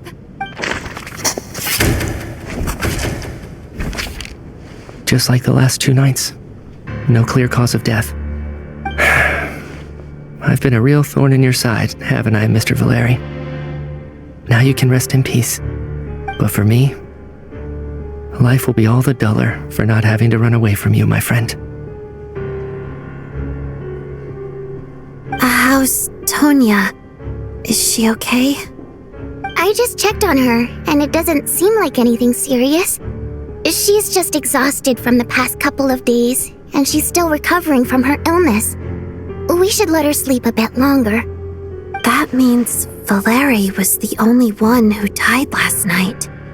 If Valeri was awake and keeping watch, it would have been impossible to kill him without waking everyone else up. That much is certain. This is so frustrating. Why has nothing changed since yesterday? I thought we already dealt with the dead person causing all this. Actually, one thing has changed. There's only one victim this time, not 2. Does that mean...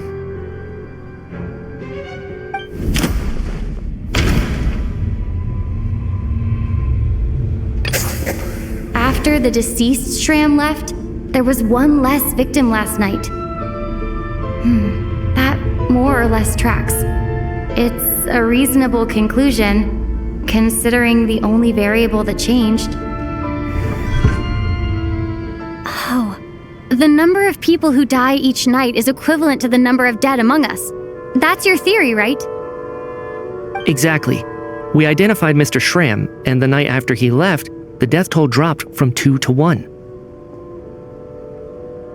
By that logic, there must be one more dead person left among us. Another one?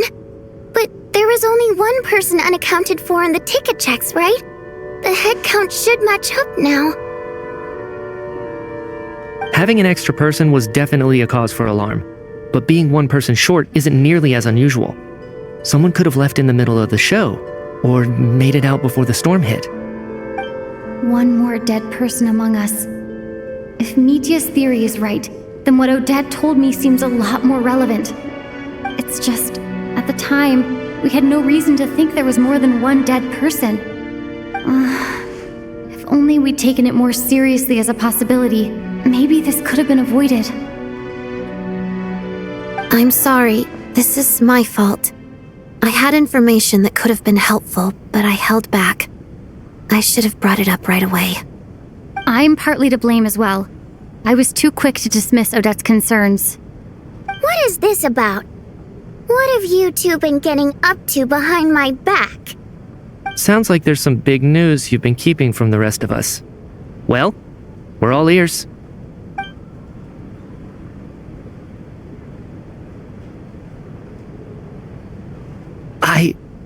I'm the dead person?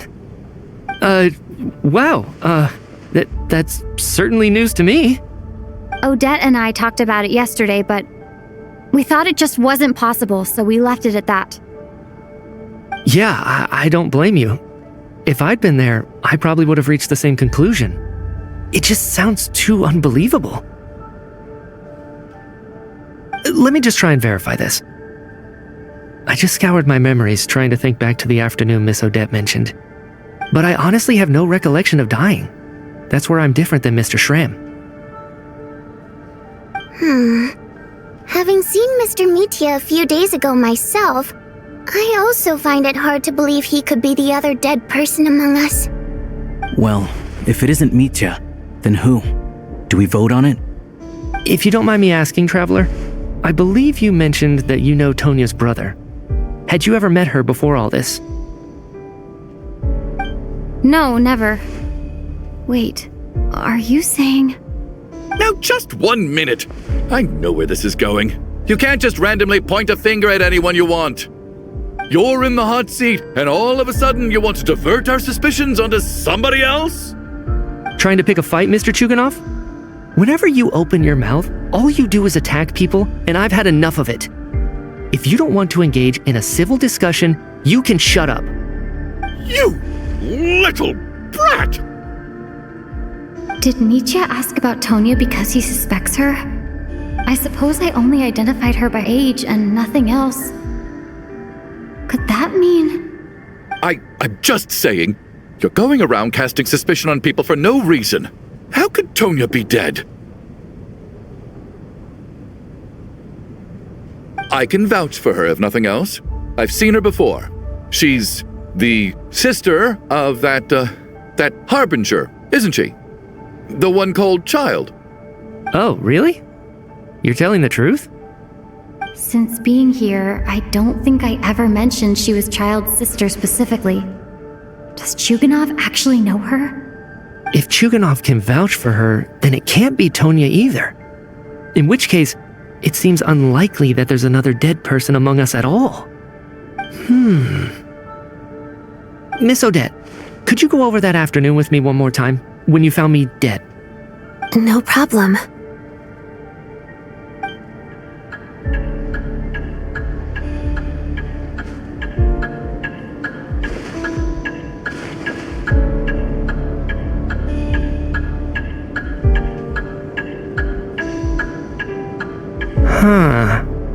No matter how hard I try, I just can't remember anything about dying. But I do remember something else. Miss Vojanitsa, during our last meal together, I told you how some of the researchers were suffering from temporary memory loss. Do you remember that? Oh, yeah. You said it was hindering the progress of your experiments. You thought they were just under too much stress or something. Right. And even though I don't remember dying that day, I'm pretty sure I experienced something like amnesia. Some of my memories from that afternoon are missing. Are you suggesting you're missing the memory of your... Of course. How am I only just realizing this? Humans aren't necessarily aware of their own death. You mean being silently assassinated, or dying in your sleep? Situations like that? The researcher's amnesia. Suddenly it all makes sense. I must thank you, Odette. I think your perspective just helped me reach a breakthrough on a series of issues that have been troubling me for quite some time. All right. It's decided then. I'll be the one to leave today. Oh, leave? Hey, wait a minute. Aren't you rushing into this? What if you're wrong? You'll pay with your life. Come on, kid. Aren't you gonna fight for your life? This seems like a rash decision. I have other reasons beyond what's been discussed. In fact, thinking back, I remember during Miss Odette's performance, while I was sitting in the audience stalls, a brilliant new idea for my research popped into my mind. But then, my train of thought suddenly cut off. I can't remember it now at all, and I didn't take any notes. I guess that must be another instance of temporary amnesia. No. Hold on. I see where you're going with this. You're suggesting that each instance of temporary amnesia is a death, right? There's a glaringly obvious flaw in that idea, no? How can one person die so many times? I believe Miss Odette's account. During the period where my memory is blank, I must have been either dead or in a similar state. All it would take is for the same thing to happen in the theater, and I would come under the effect of the ley lines in this vicinity. This increases the likelihood of me being the deceased, does it not? But There's no evidence to suggest that anyone other than me is a candidate for the deceased. So allow me, as a scientist, to treat this as an experiment. Please relax, everyone. I don't think things are as bad as they may seem. If I really am the deceased, then to leave the theater will be a relief for me. If, on the other hand, I'm still alive right now, well, apparently you've all witnessed my resurrection recently anyway. Who's to say I won't return from the dead again this time? Mitya's right. This is the only thing we can try right now. I think he's deliberately downplaying the gravity of the situation, though. He probably doesn't want to burden everyone.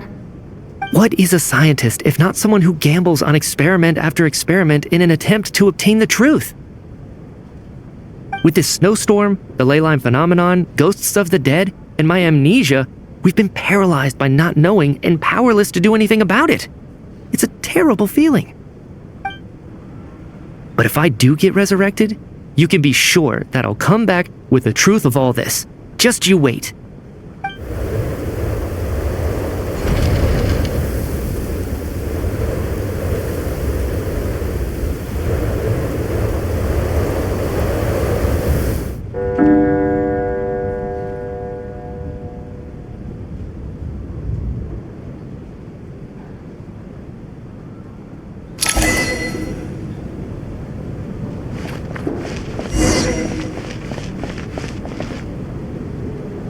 Poor Mr. Mitya. I didn't even get to see him one last time. maybe it's a good thing that you weren't there to see it. It was a hard thing to watch. I hate goodbyes. Why does it feel like everyone around me is slowly disappearing? Not just in here, I mean. In the outside world, too. Maybe it's the realization that, at the end of life, everyone has to face it alone. Come to think of it, the main reason we're still alive right now is pure luck. Each morning here, for every one of us, there's the chance that we might not wake up. You could take it a step further and say that the same is true outside, too. Who can ever be 100% sure when they drift off to sleep that they'll open their eyes again in the morning? If I make it out of here, I'm going to cherish every moment that I'm awake and live without any regrets. Without regrets? I feel like a strange sense of anxiety has been quietly growing inside me over the last 2 days.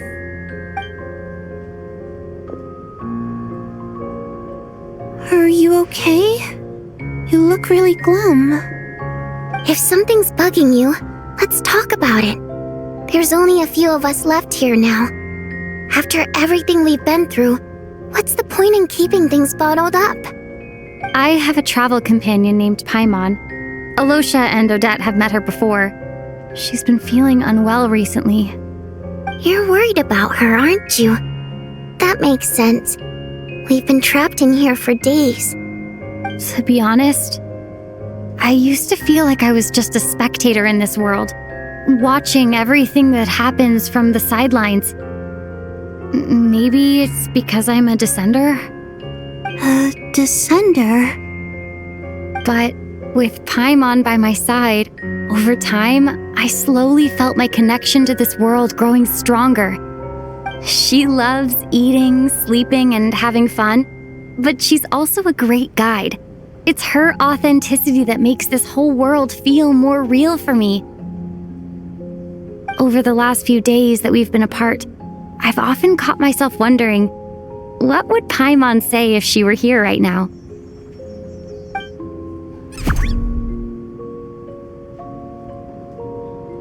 But by the time I snap out of it, the conversation has already moved on and I'm still in my own little world. I'm trying to overcome this sense of detachment, but I really miss Paimon. I guess, in a way, she means the whole world to me. I bet she misses you when you're not there as well. Maybe you're her entire world too. I don't know if this will make you feel any better, but back when the water imps left Snezhnograd in droves, I also felt like the whole world was suddenly empty. I could be surrounded by people all smiling and having fun, and still feel completely separate from it. So, I totally understand how you feel. Later on, I started to think, maybe accepting the fact that our loved ones won't always be with us is something that takes a lifetime. All we can do is cherish their companionship from moment to moment. So, once we get out of here, you better hurry back to our side as fast as you can. You can't let your story end in regret. That's the trope I hate the most. Thank you. That's exactly what I needed to hear.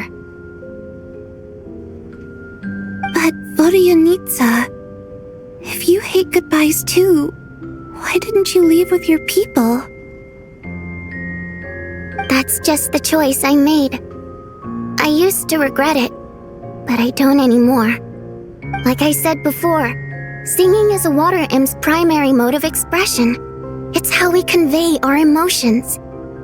Our songs have echoed through this theater for hundreds of years, each one a story pieced together through moments of joy and sorrow. But does a story exist without someone to read it? To me, the answer is no. So I made the choice to stay.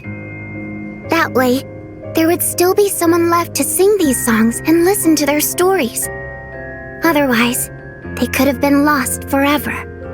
Could you teach me how to understand your people's songs sometime?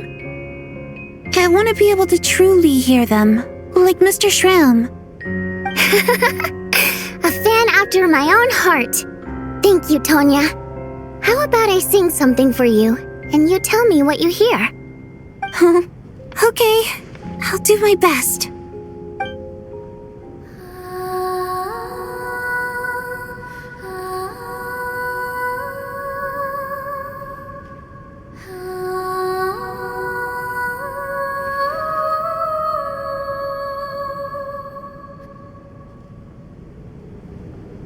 I've never heard that one before. I feel like I can hear a sense of longing somehow. I wonder why that is. Color me impressed, Tonya. You're a keen listener. Most people can only tell if a song is happy or sad. I didn't think you'd be able to pick up on such specific details. So, what's the song about then? Come on, tell me. I've actually never performed this song in the theater before, because it has more of a ceremonial purpose for our people. It's not meant for the stage. It means something like, may those we have lost watch over us and follow this song back home in the night, so that we might be reunited once more. No wonder I could hear that sense of longing. You sing it for loved ones who have passed away. I hope it reaches them. It's getting late, Tonya, and you're not well. We should all turn in early. I suppose there's no reason to keep watch tonight. Okay, but, before I go to bed, could you sing that song a couple more times for me, Vodyanitsa? Of course! Anything for my #1 fan.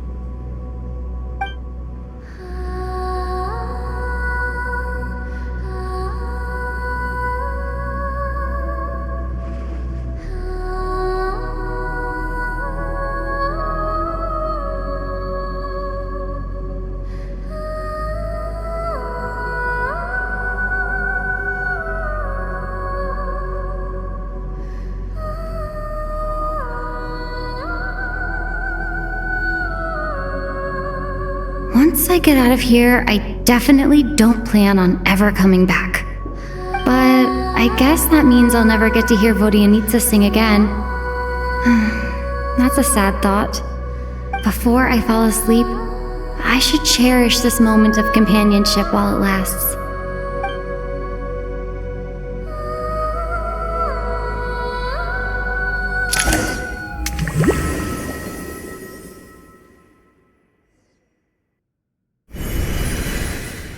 Where am I? It's so dark in here, and I feel kind of dizzy. Am I alone? Huh? What was that noise?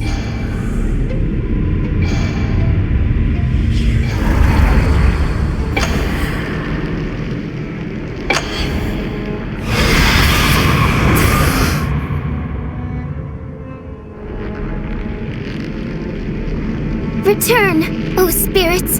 Fulfill your oath of protection.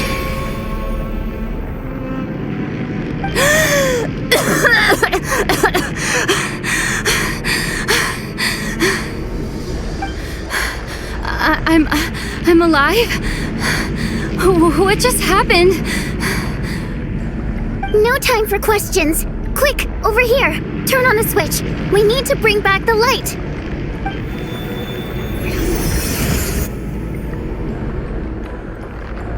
All right, we're safe. The spirit just now is called Night Prayer. The light subdues her, but she'll attack without a second thought in the dark. Sort of. I know it's hard, but you can't let this place go dark, or she'll kill you again. Yep. Luckily, I was here to resurrect you. Otherwise, that'd have been a real bummer. A bit more than a bummer, I'd say. Wait, so you have the ability to resurrect people? Sure I do. I'm your guardian spirit after all.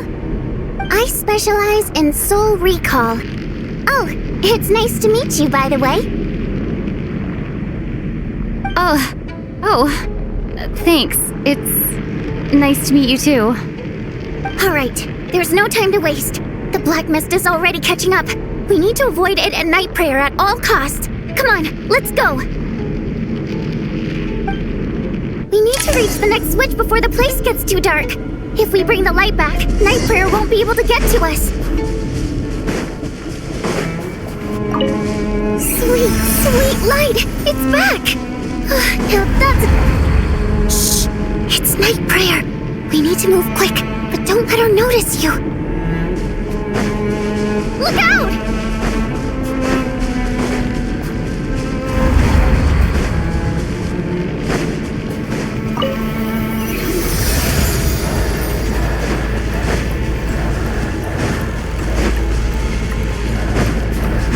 The next switch is... over there!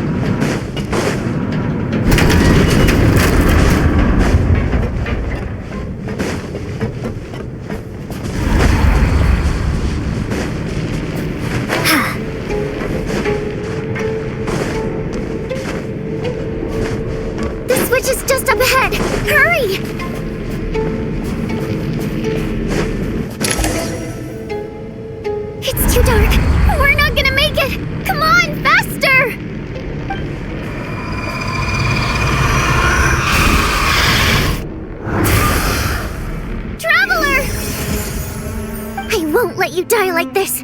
Not on my watch.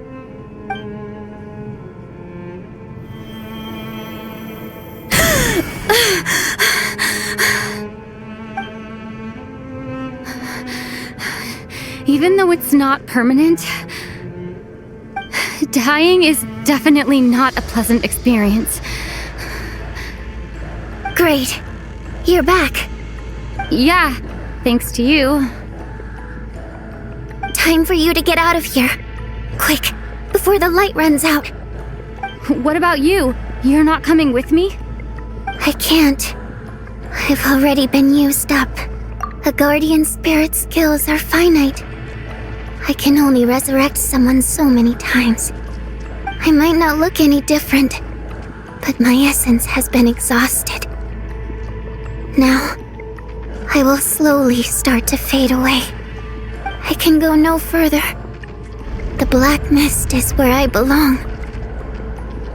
It's okay. Why didn't you tell me sooner? Because it wouldn't have changed anything. That knowledge would have just burdened you. And a guardian spirit's role is to protect. But... Go. Now, before it's too late. I already hear night prayer approaching.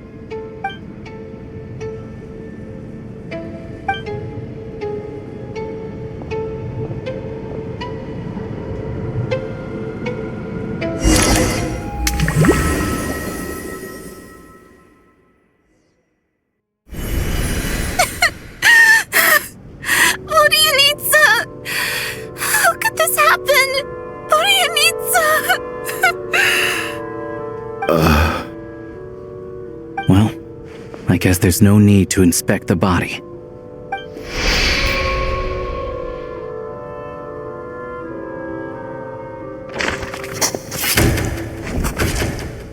This wasn't supposed to happen. You lied to us, didn't you, Chuganov? You've been lying from the start. Take a long, hard look at yourself before you go around accusing other people. I suspected you on day one, Lelik, and now look where we are. By some strange coincidence, you've never been targeted. You just happen to have survived this long? No, you should be the prime suspect. And you, little hunter, ever so content with staying on the sidelines. Yet you were the one who stopped us from leaving from the start. Why are you trying to keep us here? Now you're just lashing out indiscriminately. That's either a sign of anxiety or a guilty conscience. Where was all this passion and bravado before? Decided to fight until the bitter end. Is that it? Is that a threat? Fine, bring it on. You think I'm afraid to die after all this? You want to kill me? Go ahead. I'd like to see you try. After all the trauma of the past few days, everyone's been pushed to the breaking point. Valeri and Mitya aren't here anymore. Someone else needs to step up and take charge. But first, I need to think this through. Considering everyone left, who's the most likely candidate for the deceased?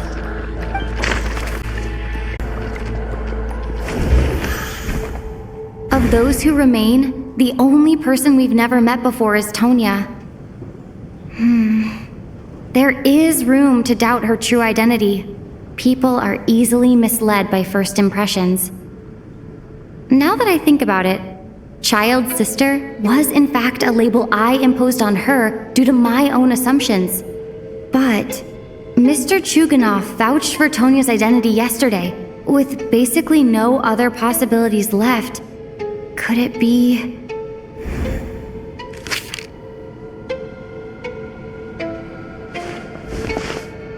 Tonya, how's Tusser been lately? Tusser? Your brother Ajax must have mentioned me in his letters home, right?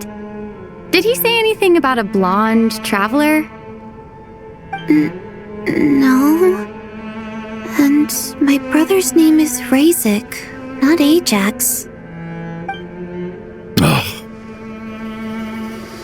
Chuganov, looks like it's your turn to do some explaining. Yesterday you said you could vouch for Tonya. Why did you give us a false testimony? I knew you were behind this, Chuganov. You've been lying through your teeth from the start. Everything about you is fake, down to the wife and daughter you're always talking about. Your entire family man persona is a charade, isn't it? That night, when I infiltrated your place as Lelik, I noticed you were home alone. Didn't think much of it at the time, just thought everyone else was out.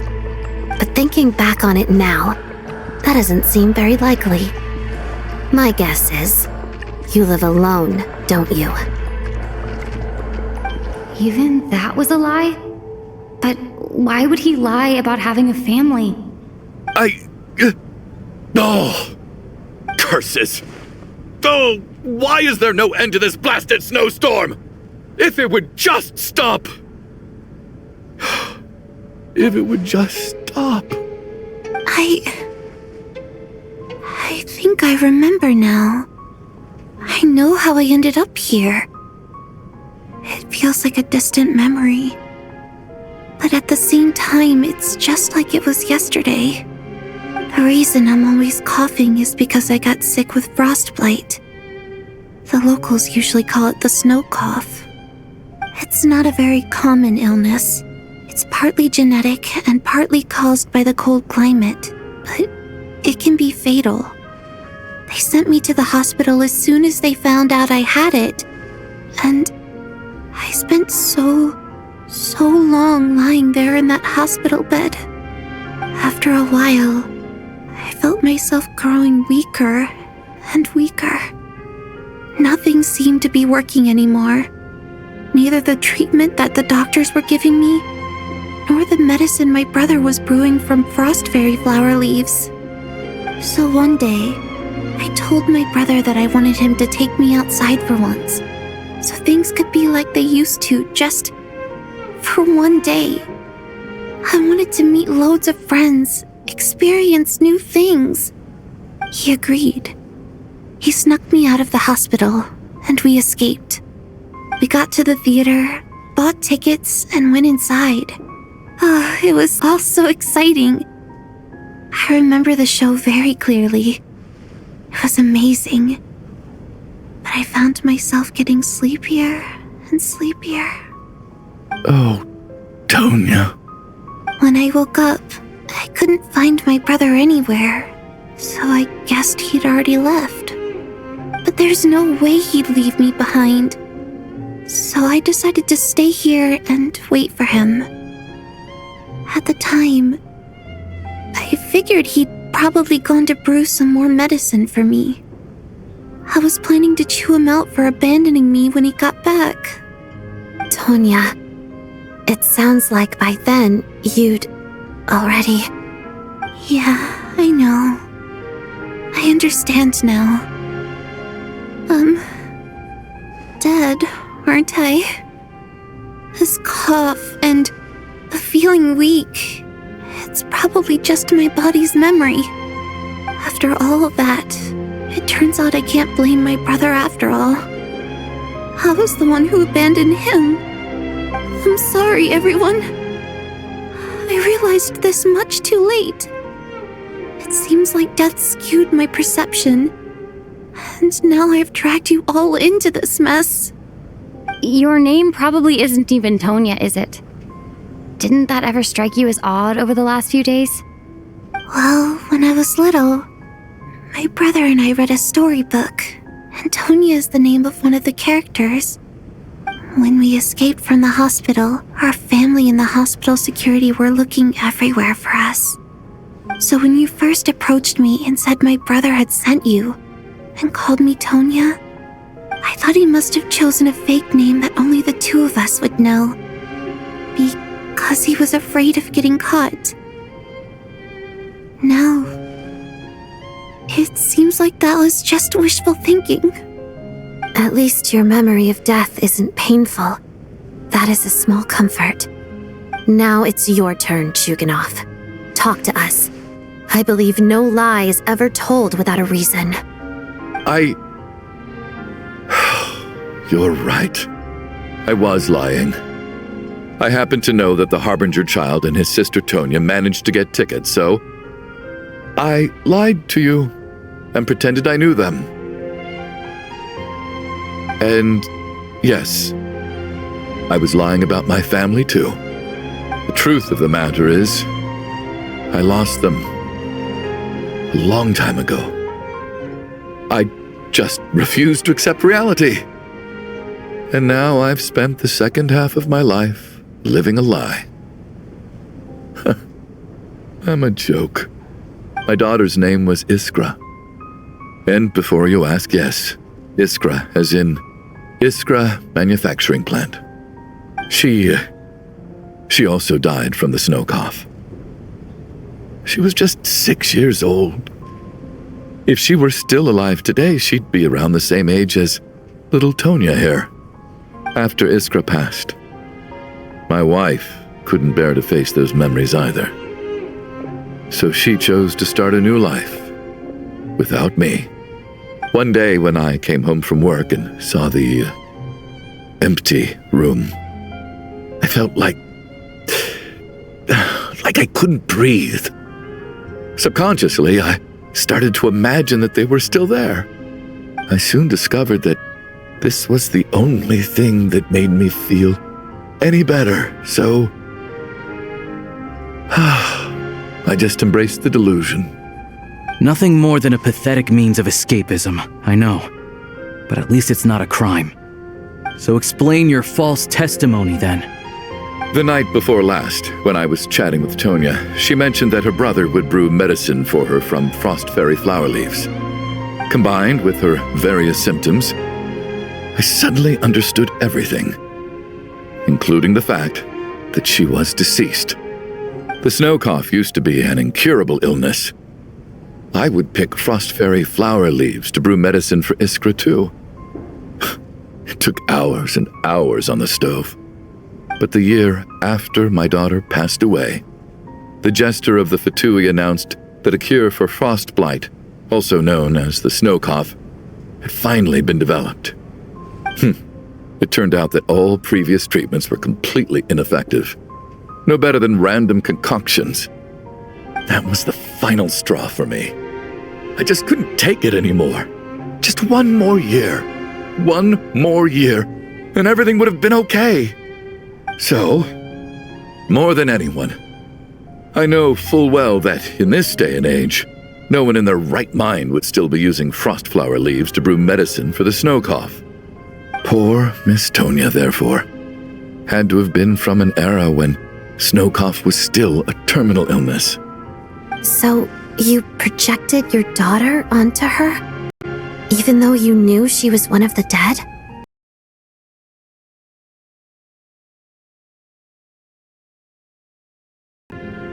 That doesn't make any sense. You knew she was already dead. What did you hope to achieve by protecting her? I just don't believe in your crackpot theories, nor do I approve of your actions. How can you just declare a living person dead and throw them out into that snowstorm? Nitia's gone. My good buddy Shram's gone. And now it's Tonya's turn, isn't it? The others I can make my peace with, but little Miss Tonya, here she is, standing right in front of us, alive and breathing, and fighting her own battles. Yet you're quite happy to say she's dead? I just want her to live. Once this snowstorm is over, the very moment it stops, I'm going to march out that door and find someone who can fetch the very best medicine for her snow cough. I'll be damned if I'm gonna let you cast her out into the snowstorm before I have the chance to cure her. Not again! Not this time! Not when the cure is right within our grasp! I'd never be able to forgive myself. Mr. Chuganov, stop. I can't let you do this. Tonya. By the sounds of it, you've known I was dead since the night before last, right? I really liked Mr. Valeri, Mr. Mitya, and Miss Vodyanitsa. And now they're all dead because of me. I'm not happy about that. The reality is, you've been trying to fight your own demons through me. But all you've really done is trap me inside your delusion along with you. No! Listen to me. I want to save you. I do! Well, at this point, I'm quite sure that I'm dead. I don't need to be saved. The time I got to spend with all of you is more than enough for me. Despite all the bad things that kept happening, I got to meet so many interesting people and spend so many days and nights by your side. Since the day I escaped that hospital until now, this has been an adventure I never even dared to dream of. I'm very fond of you all. If it were only possible, I'd trade my soul to bring back the ones who died. If if it meant things didn't have to end like this. And that's why I'm not fond of you at all, Mr. Chuganov. I'm sorry. It's them that you owe an apology to, sir. Not me. Well then, I suppose this is it. It's time for my adventure to end. I've caused enough trouble. You're leaving already? It's still early. Don't you want to stay a little longer? No, thank you. Oh, and by the way, my name is Patashka. It was nice meeting you all. Feels strange that we're only being properly introduced now that it's time to say goodbye. Patashka?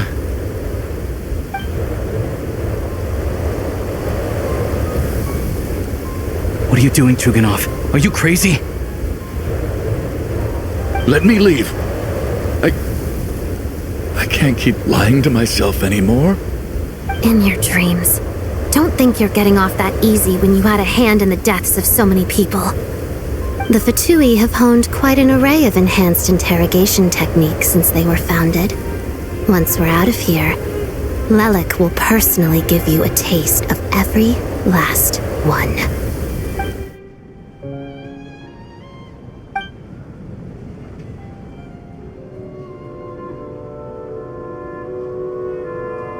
I think we should leave. I doubt this snowstorm is ever going to stop. For all we know, this storm might have destroyed all of Snezhnaya by now. Maybe even the whole world. Wait, we finally solved the mystery of the haunted theater today.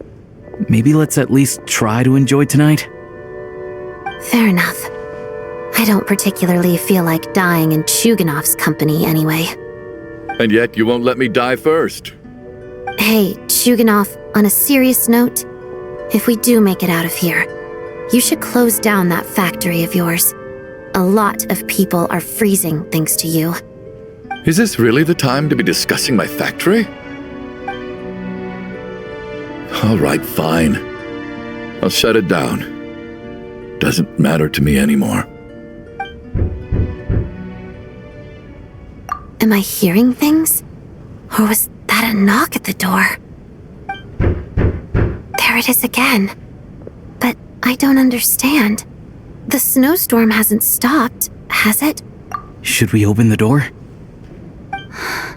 Is this it? Is this nightmare finally over?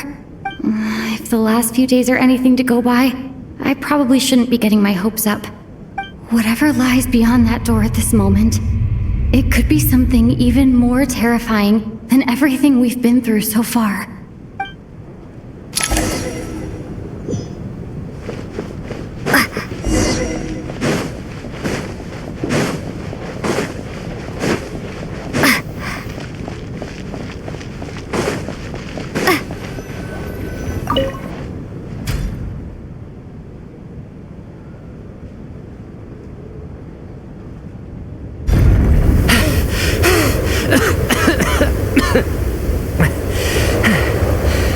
Hey everyone, I'm back. How are you doing? Feeling any better? Much better, thanks. Whew, it is so good to have you guys here. I was a little worried that the theater would be empty by the time I got back. Let me see. Tonya and Vodyanitsa are missing, which means Vodyanitsa died last night. And then you discovered that Tonya was the other dead person. Am I right? Not Tonya. Patashka. First, tell us how you made it back here. Given the conditions outside, no one should be able to return alive. You're right. The thing that got me back safely was a song. I heard someone singing.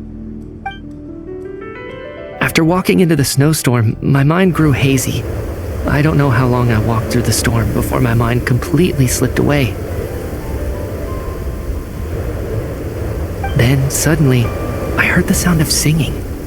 The voice instantly brought me back to my senses, and I regained consciousness. So I followed the voice, searching for the source of the singing. I searched and searched, until finally, just a few moments ago, there was the entrance to the theater, right in front of me. I've actually never performed this song in the theater before, because it has more of a ceremonial purpose for our people. It's not meant for the stage. It means something like, "May those we have lost watch over us, and follow this song back home in the night, so that we might be reunited once more." That must have been Vodyanitsa's Requiem. Who knew it actually worked? That song is meant to guide the souls of the dead. Mitya, that must mean that you... Huh. No kidding. Huh, seemed like I guessed right then. This is what I've been so desperate to tell you about. When I first stepped out of the theater, I was still quite lucid. My memory of it is still pretty intact. I remember the outside world being completely different than what I'd expected. It was like this was a world where only the snowstorm existed. There wasn't a trace of any humans or buildings ever having been there. I don't know how else to describe it, except to say that it just didn't seem like the real world. And as for the Requiem, if I was guided here by Vodyanitsa's song, it can only mean that I must already be dead. And this is my soul, not my body. But I didn't experience a clear moment of death while I was out there. Nor do I feel any different now than before I walked into the snowstorm. You don't seem any different to me either. In fact, this is something I've been wondering about for a while now. If souls aren't physical, shouldn't they lack tangible form? Both Shram and Petashka were clearly deceased, and yet their souls didn't look or feel like ghosts at all. They were visible, tangible, no different than you or me. This raises a truly terrible thought. Is that really what Mitya is suggesting?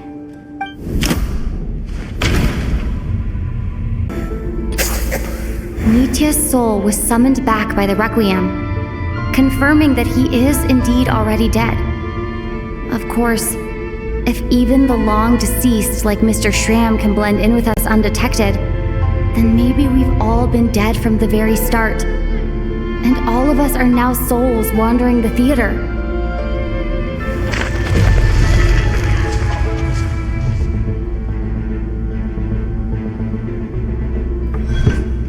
Yes.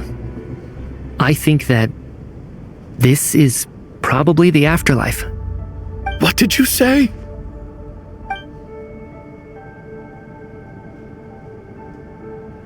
You heard me. We died in the theater. All of us did. But due to an obstruction in the theater's ley lines, our souls are trapped here, while an endless, infinite snowstorm rages outside. It's ironic, really. All that time, we were working so hard to figure out who the deceased among us were, when the truth was, we were all deceased. The only difference being some of us died more recently than others. Do you remember that note, "Death is near"? Seems like we misunderstood what it meant after all. Death was nearer than we wanted to think all along. The note simply meant that all of us were already dead. So all our attempts to survive, our search for the deceased, it was all for nothing? Hard to say. At the very least, we helped 2 lost souls find clarity and go to where they belong. The presence of those 2 is probably what caused our souls to be drawn in by the ley lines. In which case, the deaths we've awoken to over the past few days were just souls returning to the ley lines for good. If what you're saying is true, doesn't that make us the lost souls now?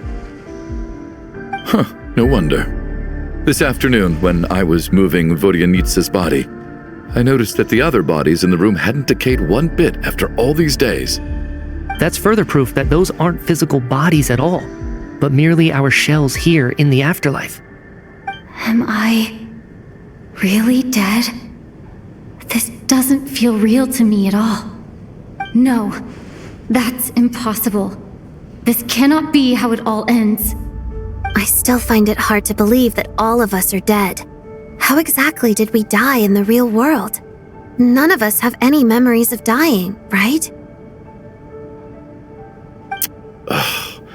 Not even knowing how we died is preposterous. Good grief!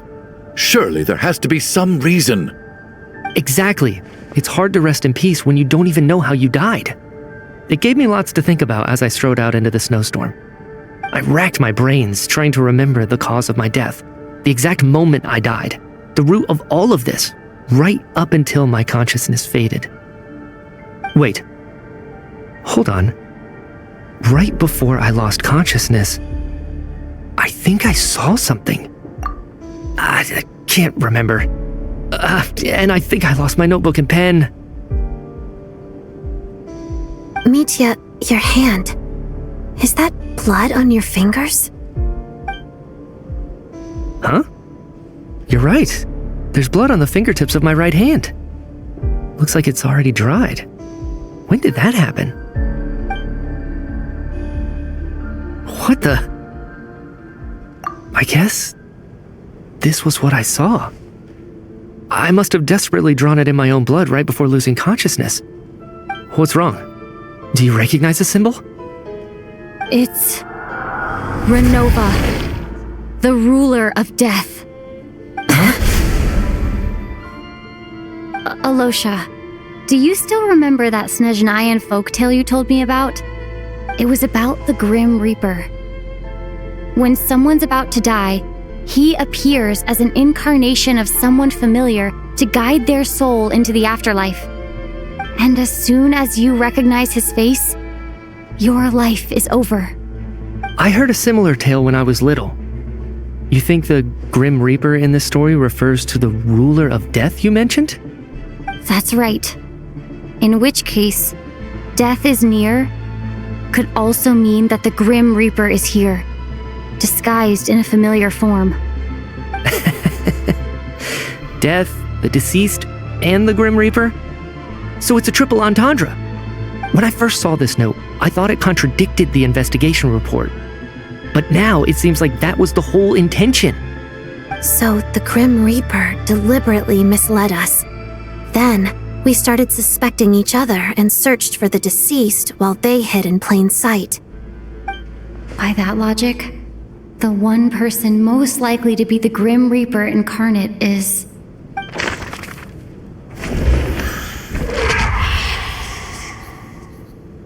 No doubt about it. It's Alosha. Looking back at how everyone has acted over the past few days, Alosha is most likely the Grim Reaper lurking among us.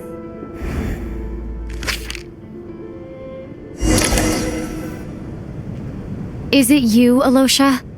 You were the first to discover the investigation report, and you had plenty of time to slip the note inside to mislead us. So? Surely you can't suspect me based on that alone. What if someone else found the investigation report first, slipped the note inside, and then put it back without telling anyone? There's no denying it. The note could easily have been slipped in much earlier than it was discovered. That's not all.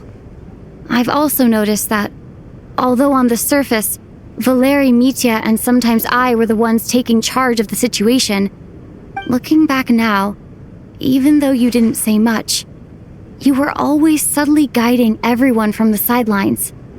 What do you mean? You were the one who emphasized how dangerous it was outside and insisted we all stay here. It was also you who suggested that we all sleep in the same place. And earlier today, you tried to convince Patashka to stay. I don't understand why, but it was out of character. So, you didn't understand my intentions, and now you're assuming the worst. Seems pretty unreasonable if you ask me. He still won't admit it? Fine. Let's see how he responds to the most damning evidence of all. The biggest question I have right now is, if the Grim Reaper is impersonating Alosha, then where's the real Alosha? When did they switch?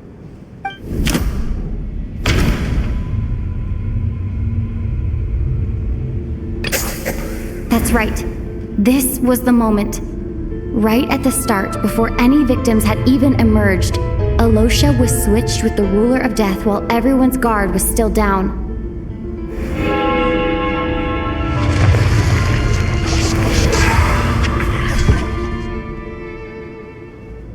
When all this began, right after the performance ended and the snowstorm began to pick up, no one suspected anything unusual.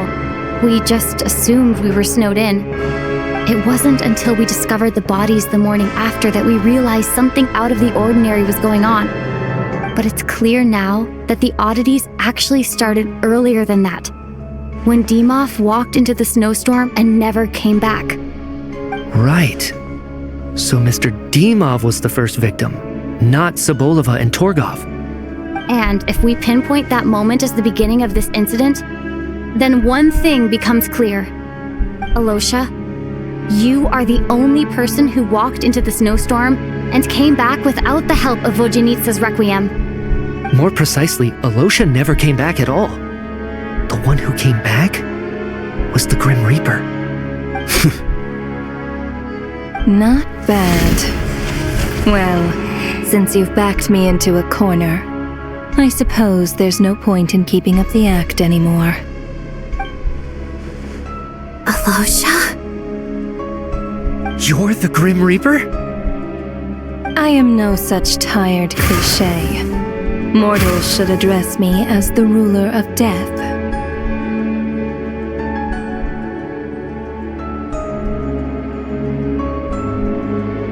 Before being wiped out for good, you identified the two deceased, and even sensed my presence. A commendable achievement, far beyond what I expected. I heard you can ferry souls. Those deaths each night. Were they your doing? Your initial conclusion was correct. Due to the existence of the two deceased, the ley lines yearned to reclaim those long-lost souls. Every night they devoured an equal number of souls to fill the void. This required no intervention from me. Though, of course, ferrying souls is indeed my authority. Here, take a look.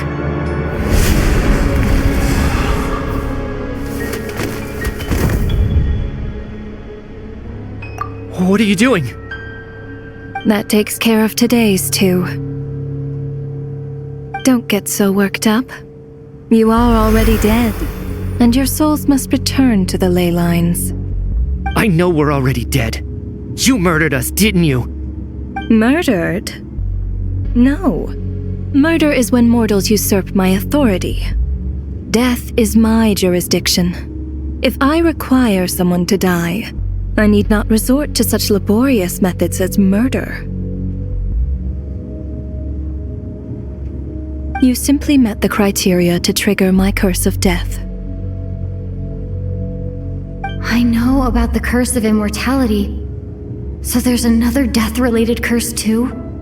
You cursed us? When? And why would you do such a thing? So often, humans pray to me, begging to know when their death will come and what form it will take. But few people ask why. If you must have an answer, know that death comes simply because one's time has come. So you're not gonna tell us the truth? Hold your tongue. By all rights, you shouldn't even be allowed to speak with me. Those angels from the past are to blame for the reckless renovation of the ley lines here. It's made my work on this occasion infuriatingly complicated. Work? So trapping us here, making us watch our friends die, that's just another day at work for you? You clearly have a lot of questions. Fine. As a reward for your remarkable accomplishments over the past few days, I shall answer a few of your inquiries, provided they aren't too unreasonable. After the physical body dies, the soul must return to the ley lines for that person's death to be considered complete. My work encompasses the entire process of death, including, naturally, the guiding of souls into the ley lines, with which you are now so familiar. You must also be rather familiar with Natlan's Night Kingdom, I presume? It was I who supported the creation of the Night Kingdom. It provided a convenient means of guiding the souls of Natlan. Here, too, the ley lines connected to the theater underwent some modifications. The angels hoped to make them capable of accommodating the souls of some special creations. But this actually hindered their ability to accept ordinary souls to some degree. This effect manifested itself after you died from the curse in the theater, leaving you stranded in the afterlife, unable to achieve a complete death. But if souls who die from the curse of death fail to return to the ley lines within a short window of time, they will miss their chance for good. Then, they will remain forever suspended between life and death, no longer subject to the authorities of either. So if you don't resolve this matter soon, and see all our souls return to the ley lines before long, we'll escape your control. Nitya is sharp. This must be what Renova was worried might happen, and the reason she got involved to begin with. But if you have the authority to guide souls, why didn't you just show yourself and get it over with? Why hide among us in the form of Alosha? You seek to understand the mind of a god. Very well. I'll tell you. This is a theater, and I decided I wanted to watch a show about death. That's why I encouraged you to take the events to the stage. I found myself getting quite immersed. I suppose the entertainment you provided makes up for all the trouble you've caused me by being so defiant in the face of death. There. Are you happy with my answer? Can't say I am. Really? But it fits the stereotypes you humans have about gods. Just moments ago, you were complaining about how infuriatingly complicated your work here has been. Work is work, I get it. There are times when it's a huge pain, but you just have to get it done, right? That's a rather unique perspective for a human. You are in fact correct. There is a pain point in this case. Due to the obstruction in the theater's ley lines, there is a hard limit on the number of souls they can receive each day, making it impossible for me to ferry all your souls at once. Revealing my identity too soon would inevitably have led to futile resistance, and there was a risk that any souls who chose to run would disappear. Then there was the issue of the 2 lost souls you called the deceased. The way you resolved that quandary was all part of my design. That's what I don't understand. If all of us were souls of the dead, what made their presence among us special? For centuries, they have refused to return to the ley lines, exploiting the issues created by the angel civilization to resist being drawn in. Centuries of obsession accumulated during this process. You may think of this obsession as the resentment of the dead, and in this quantity, it was a bomb that could have detonated at any moment. It reached the point where I could not afford to leave it unchecked. But the only way to fix it was to help them acknowledge their own deaths, make peace with their regrets, and willingly walk into the snowstorm. Only then, with my guidance, could they finally return to the ley lines. Otherwise, you would not like to know what the consequences would have been. I vaguely remember seeing Patashka, but in the most terrifying form. Was that in a dream? Is that what would have become of her if she hadn't returned to the ley lines? I see your dreams brought you many revelations. So you see, death in fact grants wisdom to mortals. Souls connect to all things in the world and see the chain of cause and effect between them. It's nothing unusual.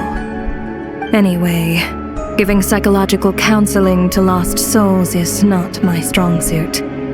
That is more of an angel's role. It was something I could not resolve directly using my authority, so I decided it was easier to leave the bomb defusal to you. Meanwhile, of course, their presence caused the souls of other members of your party to return to the ley lines each night. From where I stand, that was killing 2 birds with 1 stone.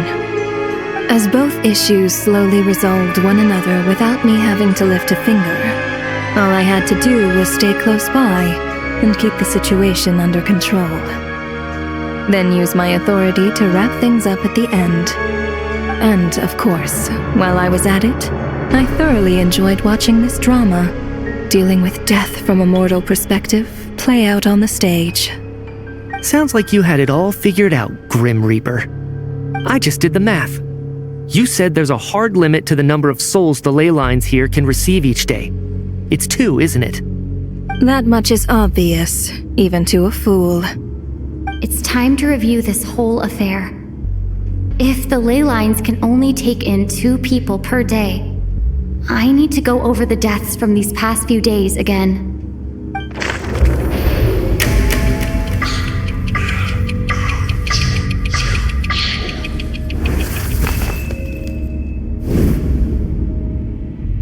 Looking back now, none of us had the faintest idea at the time. From the moment the staff member named Demoff walked into the snowstorm, the incident had already begun.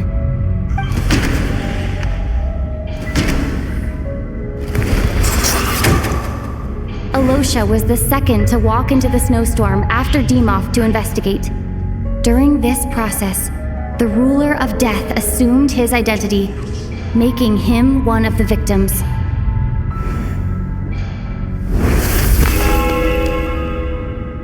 During our first night in the theater, everyone was caught up in the novelty of it all. No one could have expected there would be victims the very next morning.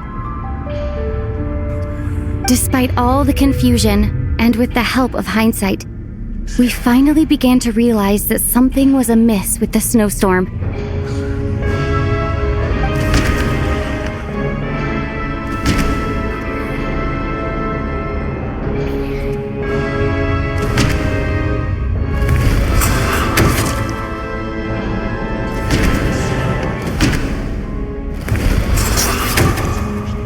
The ley lines devoured Torgov and Sobolova on the first night.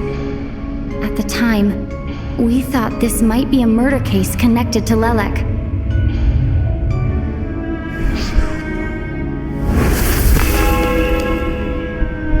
Odette and I spoke a lot that night.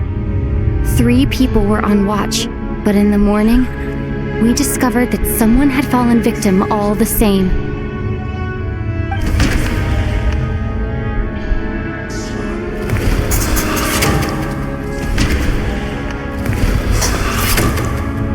The deaths of Kulish and Ranpana caused everyone to stop suspecting Lelek. Unexplainable phenomena occurred one after another, leading Mitya to suspect that we were caught up in a supernatural event.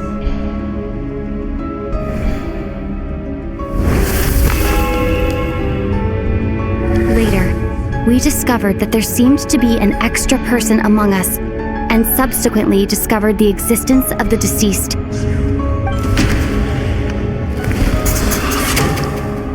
Mr. Schramm realized he was the deceased and walked into the snowstorm to return to the ley lines of his own accord. It turns out there really was a dead person among us.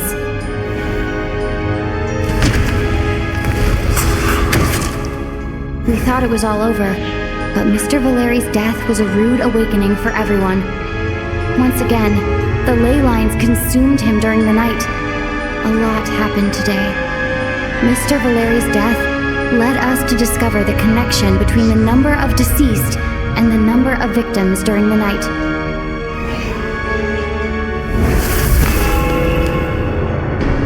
The fact that there was more than one deceased seemed to bring us back to square one. Odette revealed some information she had been keeping to herself.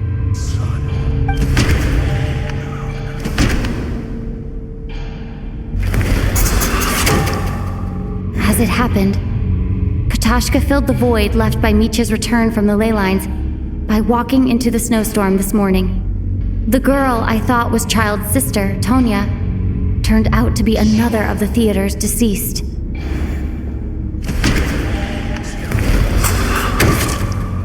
Vodyanitsa was swallowed by the ley lines in her sleep, but the requiem she sang before falling asleep was quite a game changer. Come to think of it, Katashka was about to walk into the snowstorm at that time, and Renova, unaware that Mitya would return, was concerned that her soul would overflow from the ley lines. That's why she used Alosha's voice to try and persuade her to stay behind. Looking back, I suppose that was an early slip-up on her part.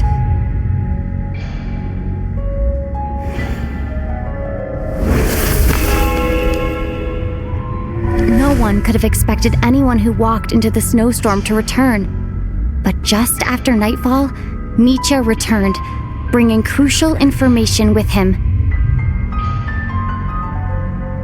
Various truths began to surface, including that all of us were already dead, and that the ruler of death was here among us. Then, after revealing her true form, Renova callously claimed 2 souls.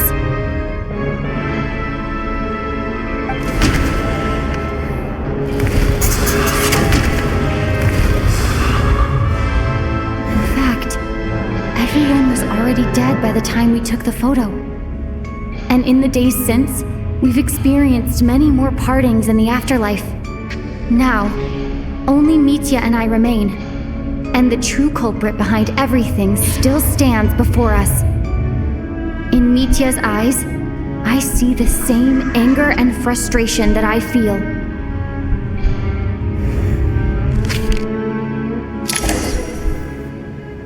That covers everything. It's all clear now. Your work isn't finished here yet, is it? The Traveler and I are still standing here, safe and sound. The water imp's song threw things off a little, but it is of no consequence. The ley lines have already anchored your soul, and the first ray of light tomorrow morning will take you back. I, meanwhile, need to review my attitude towards the water imp race. So the reunion in the night that Vojanitsa mentioned, I suppose that was never meant to be a permanent reunion.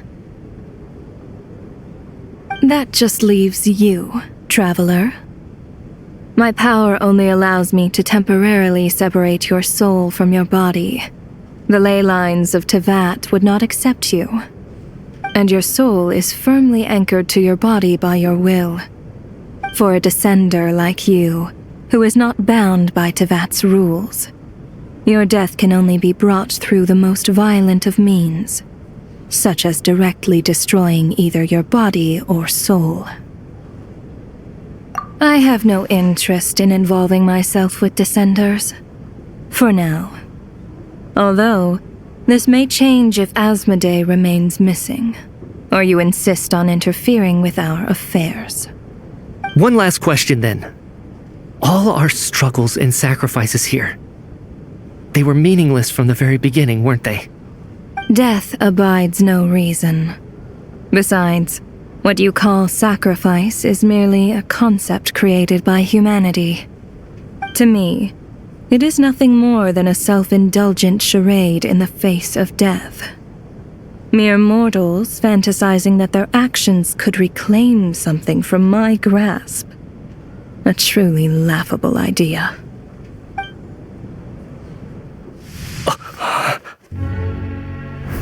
Grim Reaper, you really know how to get on my nerves. I'm not here to ingratiate myself with you. I kill merely because your deaths are necessary. Oh, you've made that quite clear. But humans don't take well to being scorned. Not even by the gods.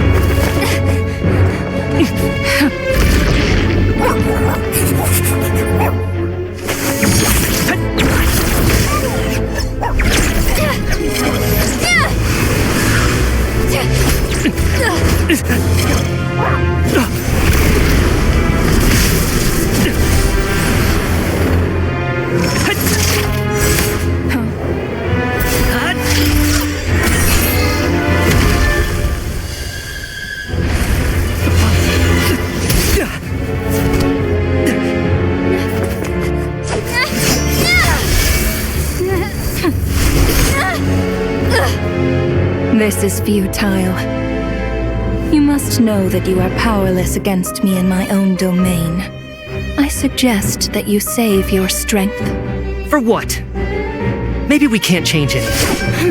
But if nothing else, we can at least teach you to have some respect for the dead. Audacious.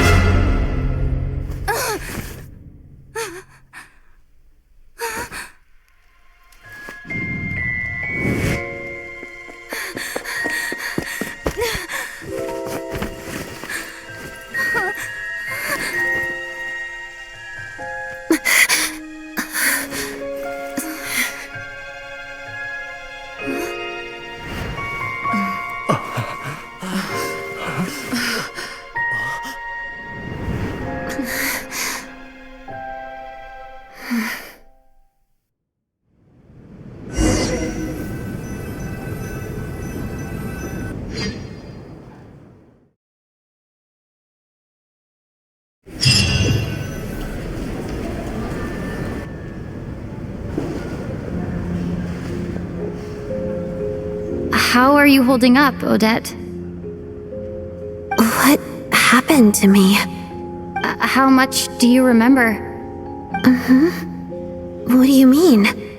Is the performance over? I can't seem to recall what happened. Has Odette already forgotten?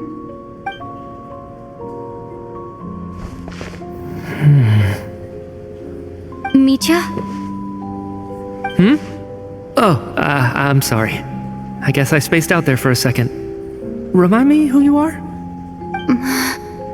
Don't you remember anything?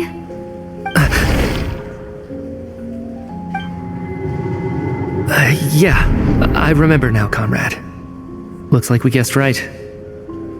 Just like me when Odette found me at the Armory Palace, for some reason, everyone killed by the ruler of death eventually came back to life.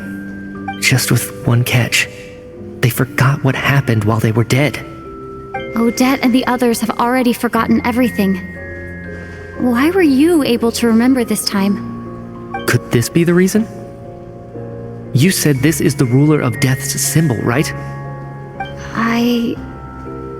I don't see anything there. You don't? Huh. Okay, I guess that makes sense.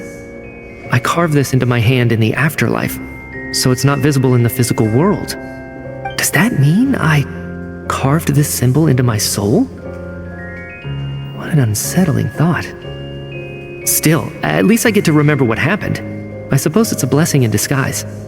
What about you, though? The ruler of death mentioned that you're a descender?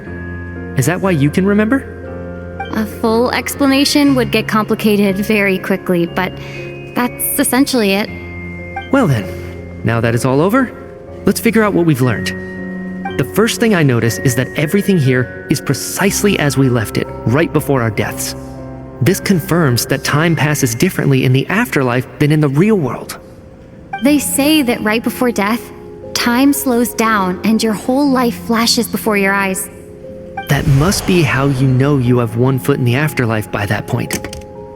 Anyway, clearly the few days we spend in the afterlife probably only amounted to a few short minutes in the real world. This also aligns with previous reports of widespread temporary memory loss among the Armory Palace personnel. Now it seems likely that those were all brief deaths caused by the Grim Reaper's so-called curse of death. To those unaware of the truth, dying and coming back to life must feel similar to a short bout of catatonia. This leaves me with a couple big questions. What are the conditions that trigger this so-called curse of death? And why are we resurrected after we die? If nothing else, I think it shows that killing us wasn't her ultimate goal. We still don't know her true reasons for subjecting us to death. Right. This time only got complicated because of the situation with the theater's ley lines. That's why she had to approach it differently. If the previous incidents of amnesia among the researchers are anything to go by, killing us is usually a pretty routine matter.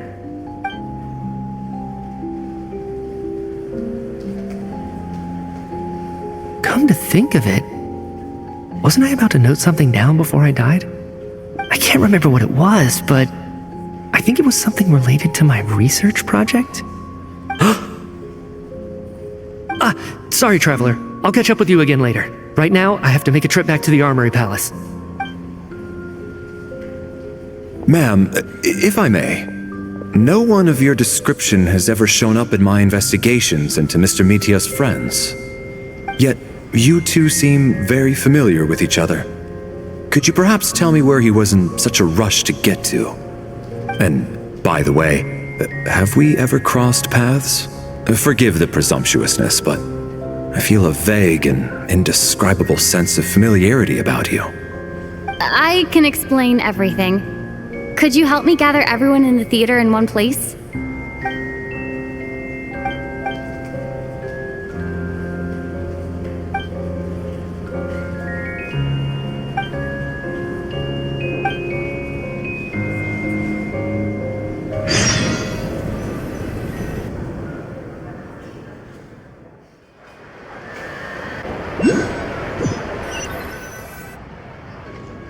So Chuganov really is going to shut down the factory.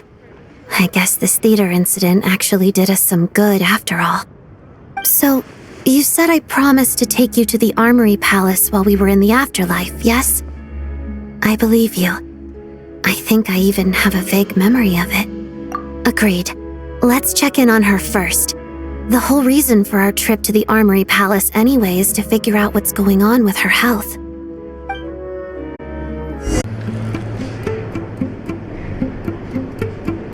I'm finally back.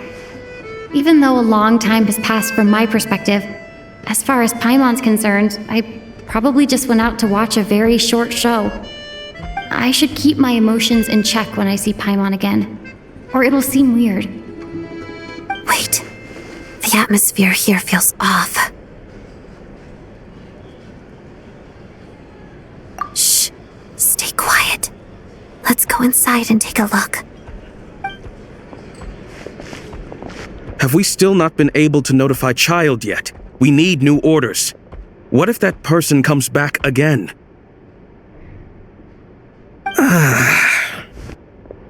I'm so sorry. Under the circumstances, there was really nothing we could do. Tell me, what happened to Paimon? It was the Jester. He came here in person and escorted Miss Paimon away. He's the director of the Fatui. His authority supersedes all others and cannot be questioned. There was nothing we could do. How long ago did he leave? And what was Paimon's status? It was about an hour ago. Miss Paimon was fast asleep at the time. The Jester simply walked off with her as if it was only natural. I assure you, he absolutely did not use any force. Do you know where they went? The Armory Palace, most likely. Lord Piero, the Jester, has been overseeing the experiments there lately, keeping a close eye on their progress. Everyone in the Fatui has heard about it by now. I'm surprised he came in person. Whatever his reason for taking Paimon, he'll most likely return to the Armory Palace first, which is exactly where we were headed anyway. Then lead the way, Odette. Okay, let's go.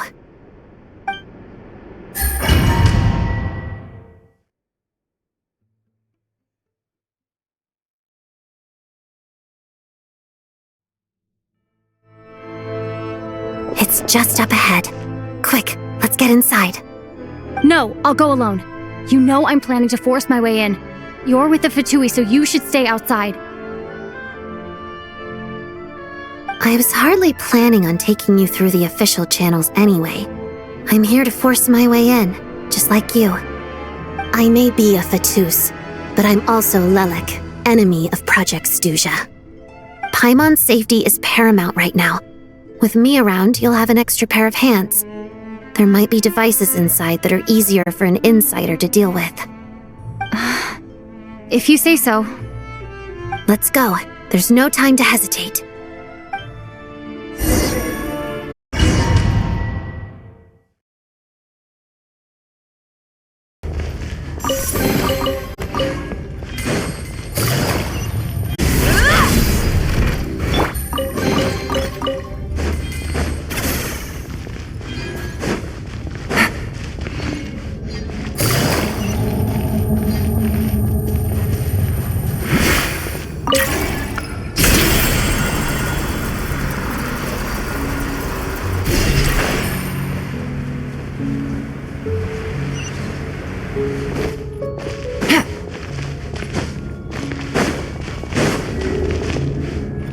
Looks like no one's guarding this place. There's something off about that decoration over there.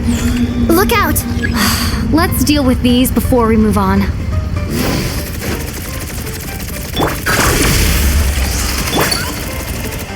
Burn it down!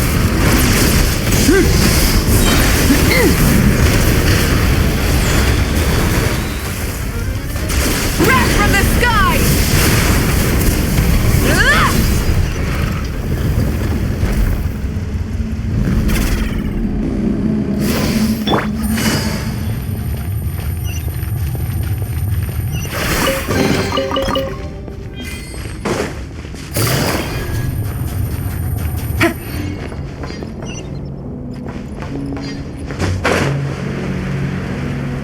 The researchers here probably don't know that we're uninvited guests.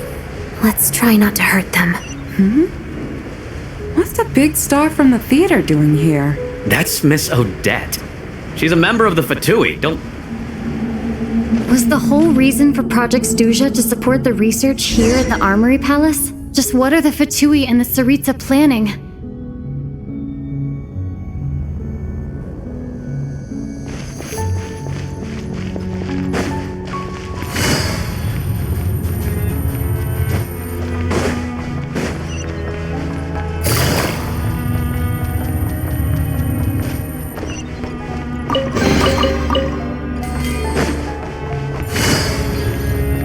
Whoa! Who are you? Never seen you around here before. Looks like there's no way through here. Maybe using the power of this prism could help?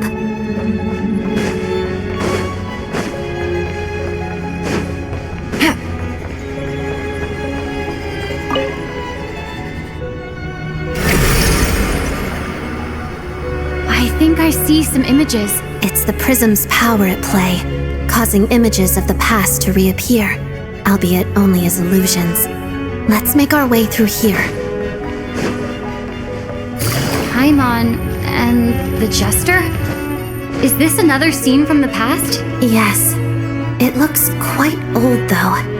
I don't think it happened in the recent past.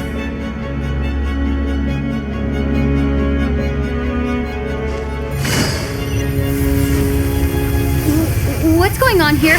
What happened? The source seems to be the Armory Palace.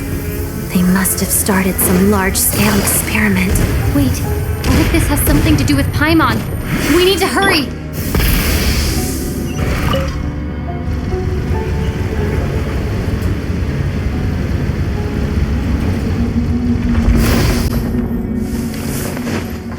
We're almost there.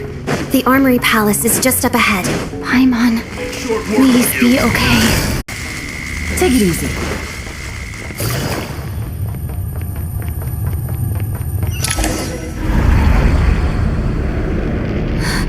What's going on? Wait, I remember this feeling. It's the curse of death. No, not now. Why is the curse of death striking again already? Odette?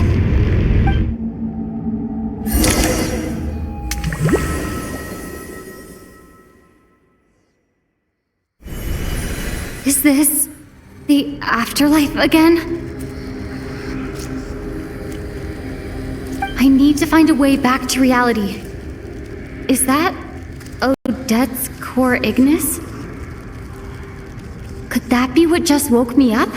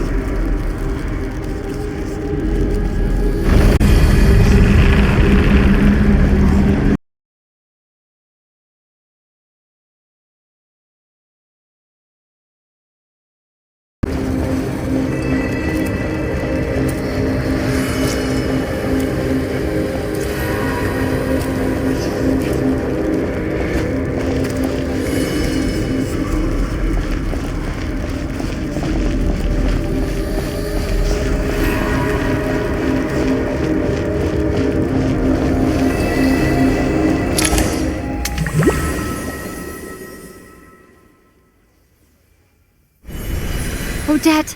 Odette!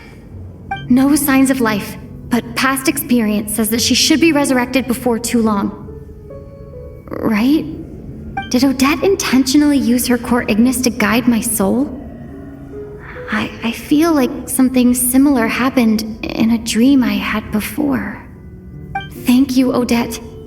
If not for you, my soul wouldn't have found its way back to my body so quickly, and I might not have woken up so soon. But I'm sorry. I don't have time to protect you. I have to use the time you bought me to get Paimon back.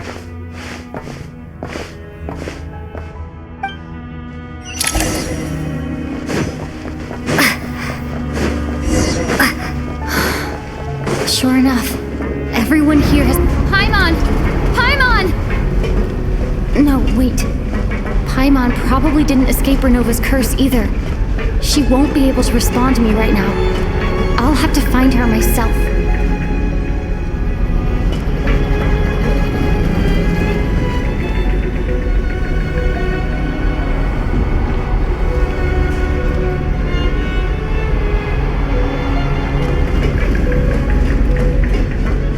Mitya! Is this the laboratory he works in? What happened here to trigger the curse of death again so soon?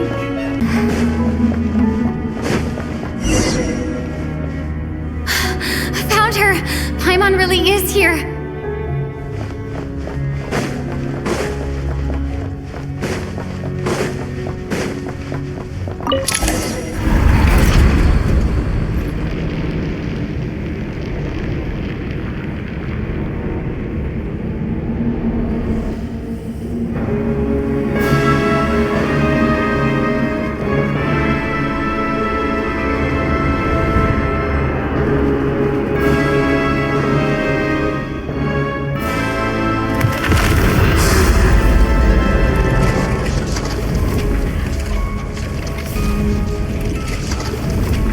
You don't learn, do you? You've already been involved in one mass death, and now you show up at the scene of another. This might have passed for a coincidence the first time, but a second time? Am I to assume you are intentionally interfering in Snezhnaya's affairs? Judging by your expression, it seems that you understand little of what is going on here. In that case, A word to the wise. Do not interfere in Snezhnaya's affairs. A civilization that fails to learn its lesson constantly depletes its own worth. It will one day lose any reason for its existence. And as a descender, you are perfectly suited to be the lifeline to which a dying civilization might desperately cling. Consider your position carefully. No advice needed. I'll make my own judgments. Suit yourself. When the day of reckoning arrives, not even a descender can hope to escape unscathed. The time for resurrection fast approaches. The mortals here are not yet worthy to behold my form. So that will be all for today.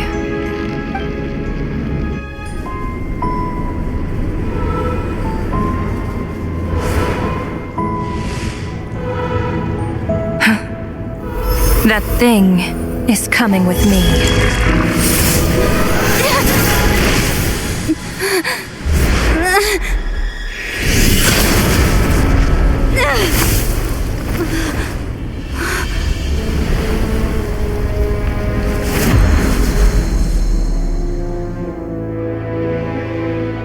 You awoke sooner than I thought. The curse of immortality is stubborn, unable to enter the ley lines, yet not content to remain a spirit. Ruler of death, what do you want? You perplex me. Both you and you.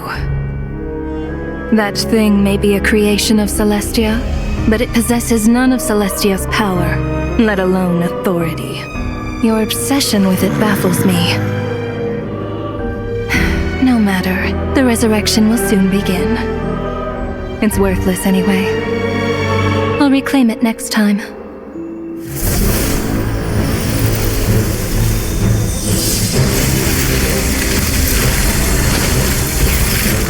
Hey, who says there'll be a next time?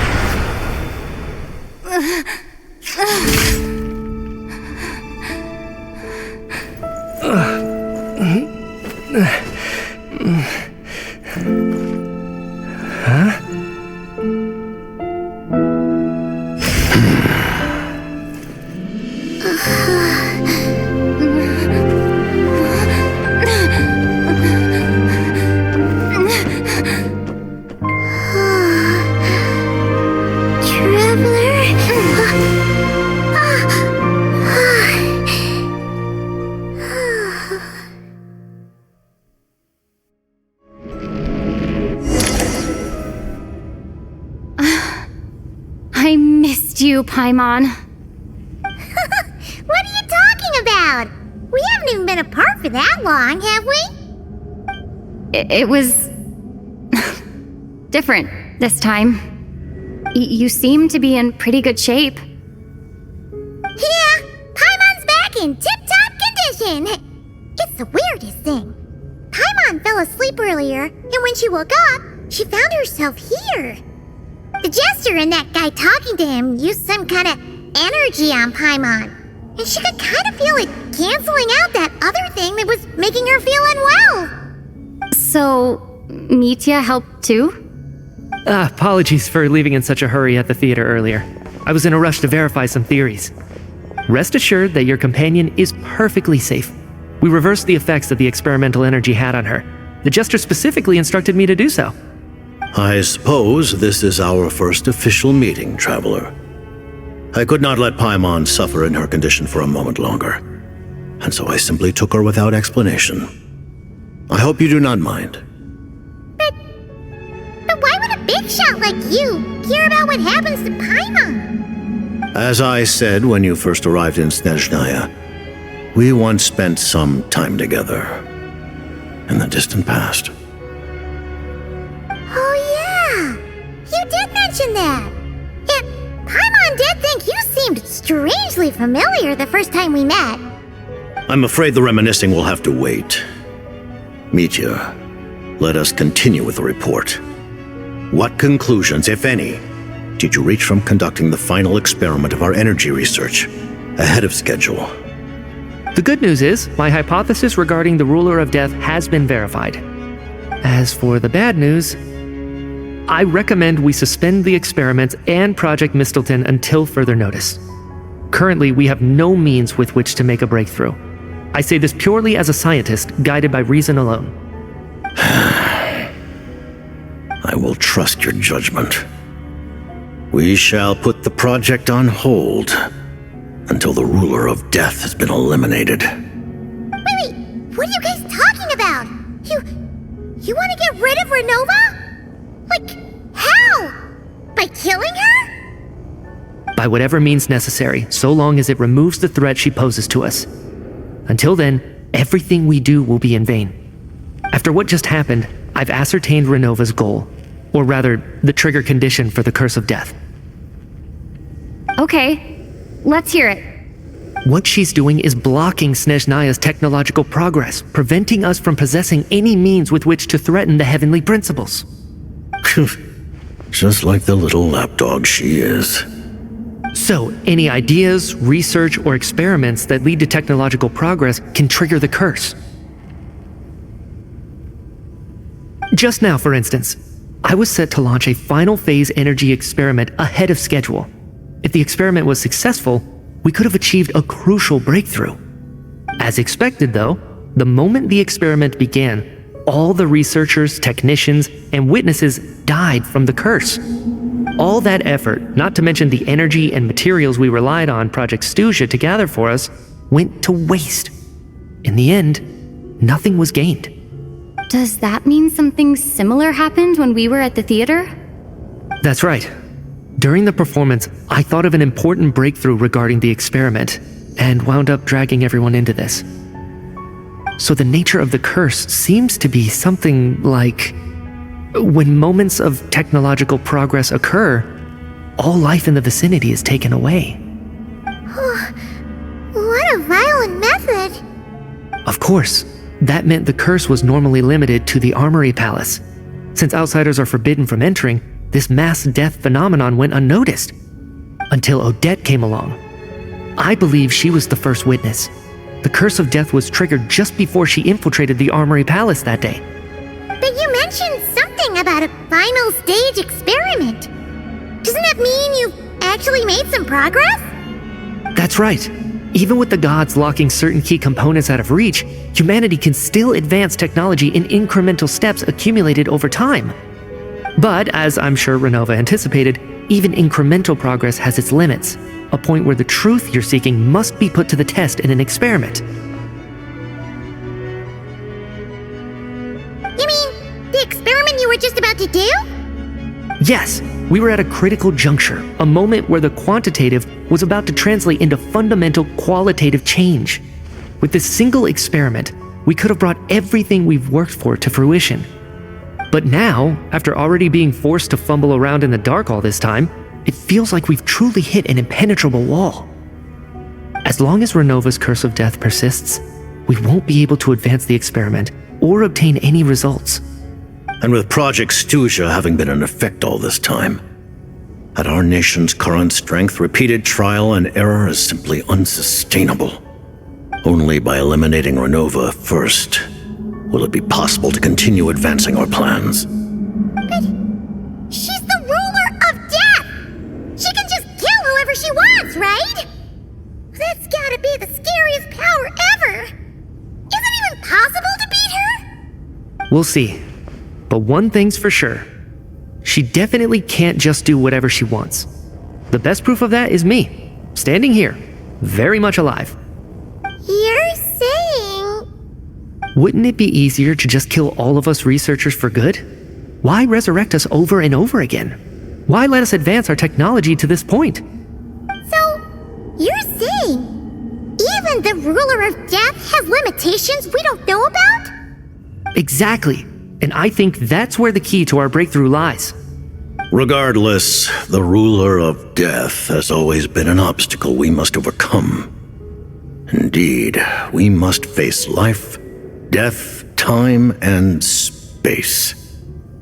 After all, our goal is the heavenly principles. The Fatui want to challenge the heavenly principles? For a long time, I've had a vague suspicion the Fatui and the Tsaritsa were targeting the heavenly principles. But hearing the Jester admit it is still a shock. No wonder that Tsaritsa's goal has always been kept a secret from the people. What kind of road will that lead Snezhnaya down? In that case... Lord Jester, I would like to request some leave. I'd like some time to organize my thoughts and go over the data. Granted. Get some rest, put the experiment out of your mind, and take care that the curse of death doesn't affect any civilians.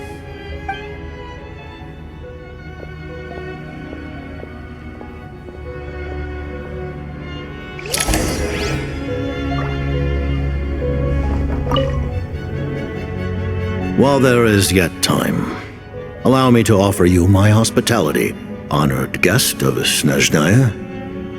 Is there anything you wish to know? I remember hearing the term Mistelton from Columbina. Yeah! Paimon wanted to ask about that when the name came up just now. What is it? Paimon's heard of Project Stuja, but not this one. As you know, Project Stuja is a series of measures enacted to consolidate our nation's resources, the greater purpose of which is to serve Project Mistelton. Many of the things you have encountered thus far are essentially for the advancement of that project. This includes the Kuvaki Experimental Design Bureau in Nocturne. Researching Kuvaki was merely a facade. Its core objective was to use local resources and research findings to build Mistelton itself. And that's a weapon built for the final battle against the heavenly principles, isn't it? Huh? How did you know that? I was given some intel, and I made some deductions. Wait. You must mean that thing over there. Oh, Paimon's gotta take a closer look at this thing. Especially after you guys sent so many people to Nocturne to work on it. Kuvaki alone will not break through Celestia's defenses, let alone challenge the heavenly principles. The heavenly principles are no doubt accustomed to combating the power of the light realm, and elemental energy is simply the power of the human realm, converted to that form by the heavenly principles themselves. Any attempt to use this power against its creator would be a futile endeavor. For now, therefore, we have set our sights on the form of energy associated with the third descender and the stellar linchpins. This may hold the potential to allow Mistelton to contend with the heavenly principles. You could say that by reverse engineering the stellar linchpins to extract the energy within, we have obtained a source of anti-Celestia energy. The Kuvaki Experimental Design Bureau, Project Stuja, and the new energy experiments. Huh.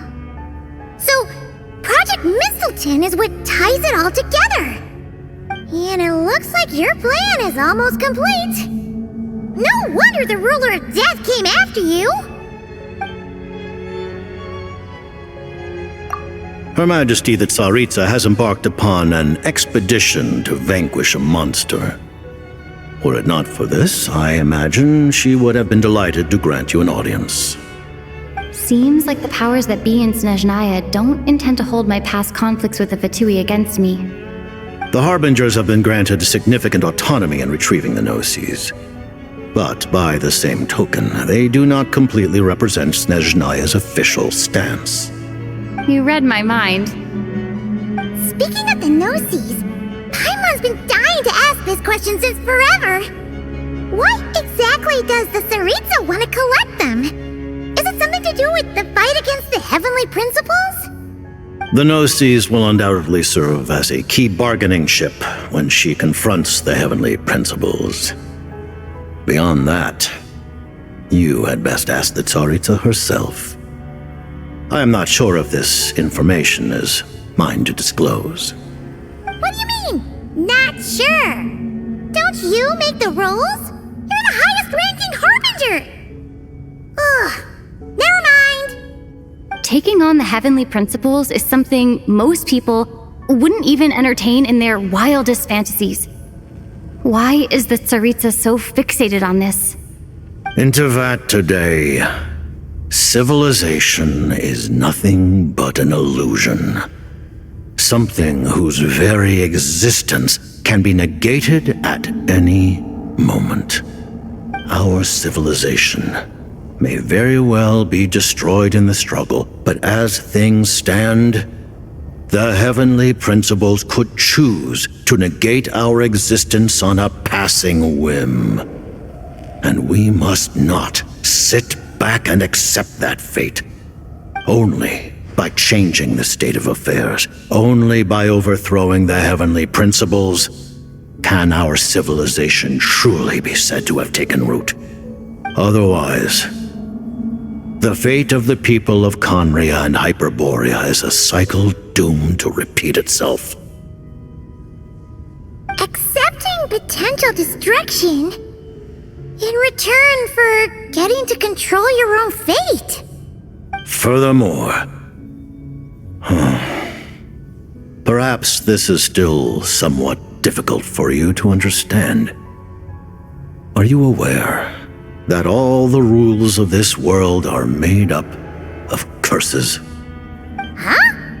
All of them? Paimon knows about the curse of death you mentioned, and the curse of immortality that you and Dainsleif have. Then, the birth of the Hilly Churls, the rules of Natlan's Ode of Resurrection, those are curses too? Farina's long life seems to stem from a curse placed on her by Focalor as well. Yes. Even a god's love for humanity is a curse the Heavenly Principles inflicted upon the gods. What?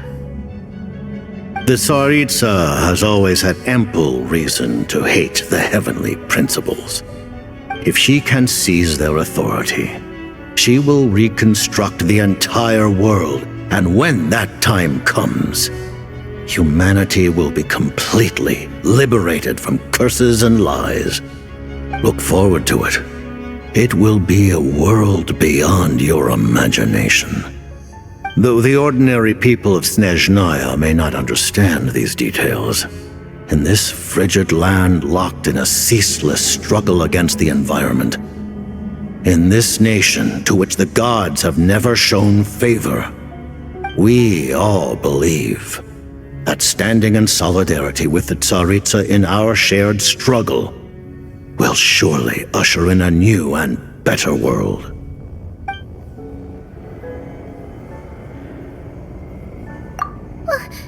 Paimon really doesn't remember! He's basically a stranger! You've gotta believe Paimon! Allow me to explain. The reason Paimon reacted to the anti-Celestia energy developed by the Armory Palace is because she comes from Celestia herself. More specifically, she is one of its creations. Paimon? A creation of Celestia? Oh, right.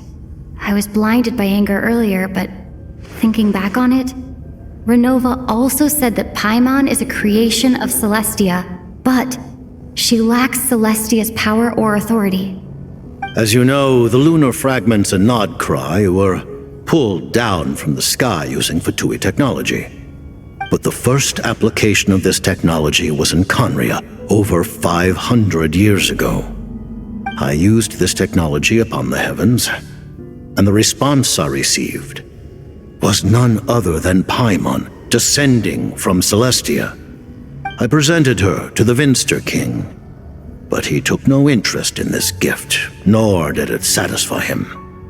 Paimon then took up temporary residence in my palace until, of course, the arrival of the Cataclysm. Wait, Paimon's a little confused. You're talking about things that happened in Conria 500 years ago. You're saying Paimon was there for that? But Paimon doesn't remember any of that. Falling from the sky? Being given away as a gift? None of it! Having lived through the Cataclysm, perhaps you too were burdened with some manner of curse. Although, losing your memories would indeed be the smallest price I've ever seen paid. But it's not just her memories from Conria. Paimon doesn't even know how she spent the last 500 years. She only has memories from the past few years. No matter how hard she tries to remember. What was Paimon like back in Conria? Did she know a whole lot because she came from Celestia? Was she super smart? Unfortunately, when you arrived in Conria, your consciousness was like that of a newborn infant. None could say what kind of being you once were in Celestia. During the time you lived in Conria, your personality was no different from how it is now. Aw, man! Paimon's plan to get her memories back and become super smart is ruined before it could even start. You know, even though Paimon lost her memories, she still feels weirdly close to you for some reason. That must mean you took pretty good care of Paimon back then, huh? On the contrary, I completely ignored your existence. I was entirely focused on my struggle against Troptatir the Wise. But now, as I see it, it is as if you are the only sane thing that survived that era of insanity, and thus are worthy of protection. Noted. Man, Paimon's gotta stop projecting friendship on everyone she meets. But, Traveler? Even though you know Paimon's some creation of Celestia now, you still want her, right? You're not going to abandon her? Oh, phew! That's a relief. Paimon's just learning about this too. She's barely even processed it.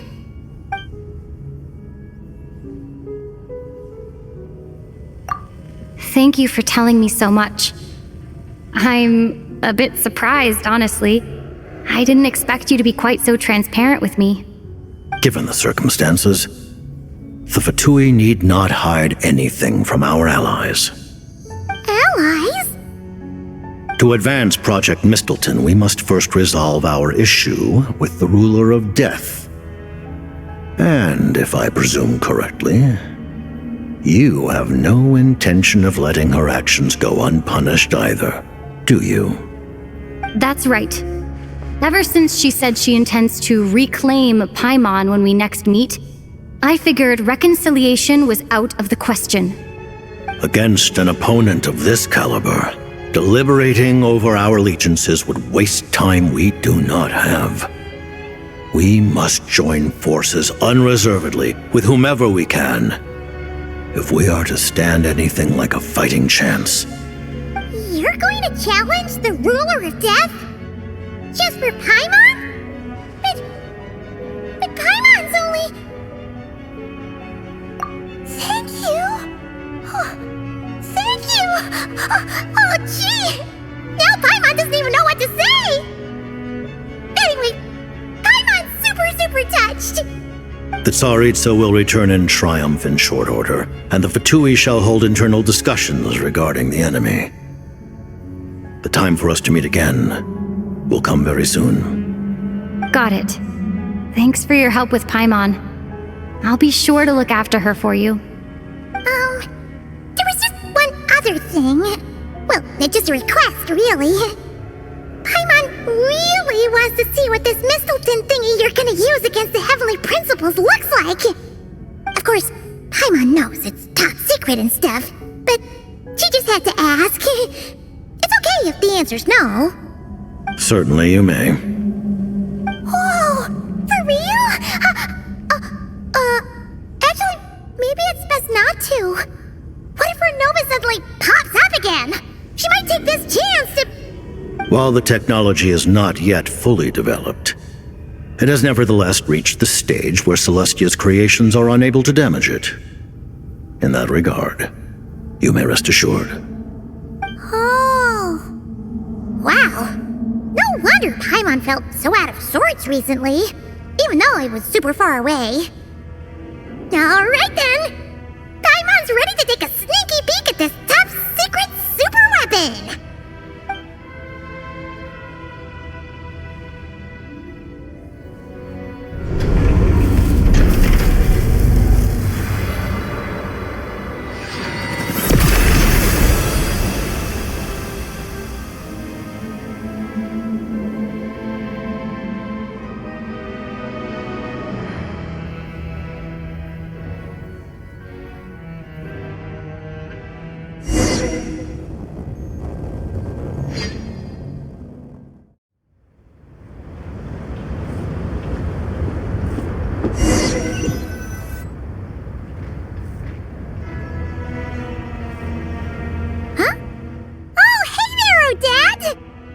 Paimon?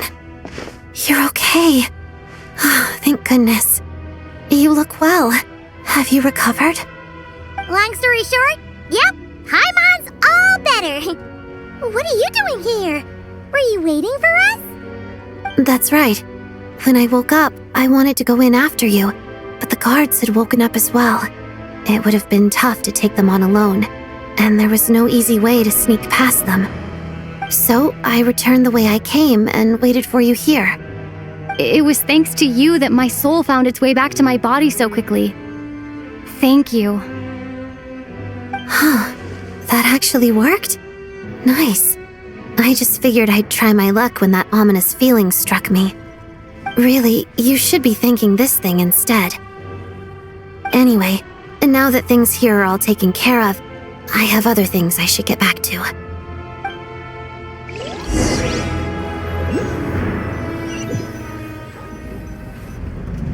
Ah, Director Chuganov, you're back. We just received notice that Project Stuja has been suspended, so we've convened an emergency meeting. This is the preliminary plan.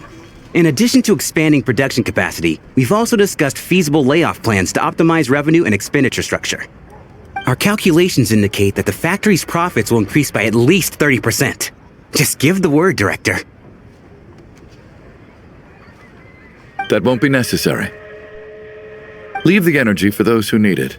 Whether they use it just to get by or to run a business, that's up to them. Start preparing to halt production and lay off the staff.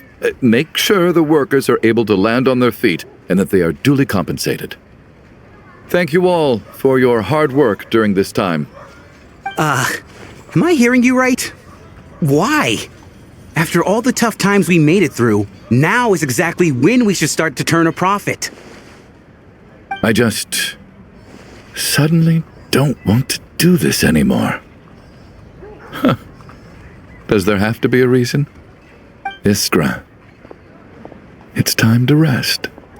Dear esteemed members of the Rokot, given the effects of Lelik's radical actions upon our organization's reputation and social stability, a decision has been made to permanently withdraw this codename from use. Considering that Lelik did what they did for the benefit of the people, the Rokot has nevertheless negotiated with the authorities, ultimately securing a waiver for all penalties due to them. Lelik will be suspended for a period of time. Depending on their future performance, they may be allowed to adopt a new codename and continue acting as part of the Rokot. The purpose of this notice is to remind everyone once again that motives and methods are equally important when one operates in the shadows. Even with Project Stuja's suspension and our interim operational victory, We must guard against complacency and rashness and work to consolidate the progress we have made so far. We act only for the greater glory and solidarity of our nation. May the aurora shine ever on, and the tundra always stand firm. We act only for the greater glory and solidarity of our nation. May the aurora shine ever on, and the tundra always stand firm. Looks like it's finally over. You mean for us? Just thinking out loud. I've never seen the Snezhna Grad Vecha so lively before.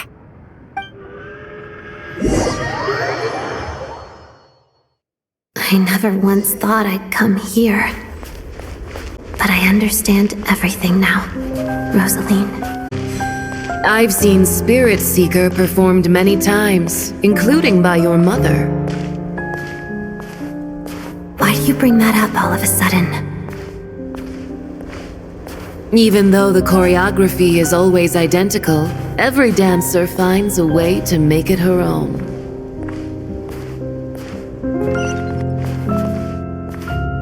So you actually want to talk to me about ballet? I just think it would be a pity if the dance was lost to history. She didn't teach it to you, did she? That was an unusually subtle taunt for you.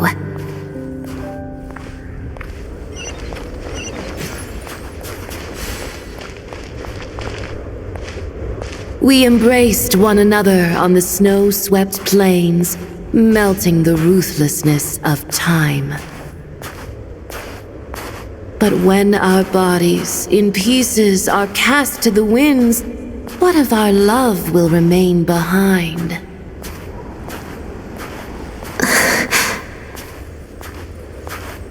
Don't tell me you can't sing. Shush.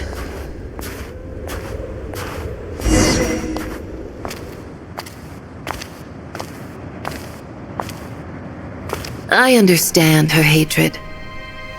The Fatui robbed her of the life she should have had. I never opposed her dancing. Yet still I became an enemy of her ballet. I'll just keep my distance. Many despise me. I'm used to it. You're certainly not one to shy away from confrontation. But children, they need a different approach. I'm hardly the most maternal figure. Yet she is a child. In my experience, while a father commands authority, he must still yield to love. You should tell her what you think about her dancing.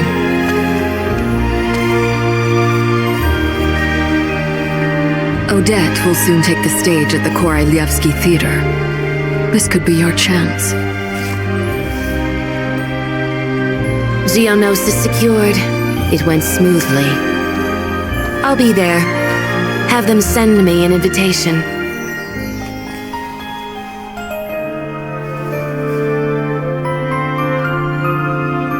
Sadly, things didn't work out. Her final words are inside that block of ice. This? Aren't these for monitoring her subordinates? Not yours. This one isn't her witch's flame, but my two worlds' flames. The two worlds' flames can burn away memories. It was my parting gift to Rosaline.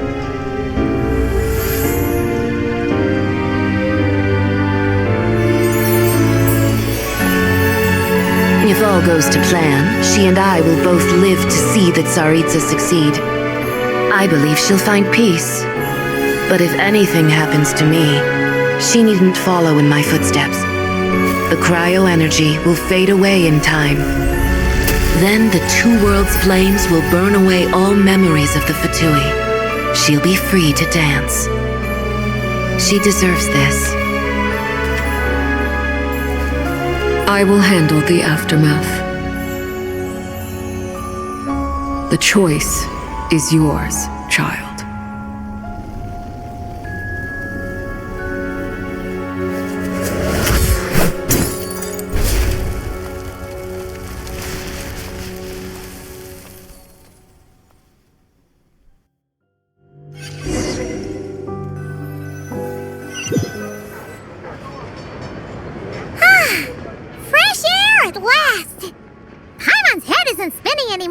And the fever's all gone. Paimon's finally free to fly again. Oh, it's nice to finally know where Paimon came from, too. It did make Paimon a little nervous at first, but it's such a relief now. Like, who cares if Paimon's a creation of Celestia? She's probably not anyone that important.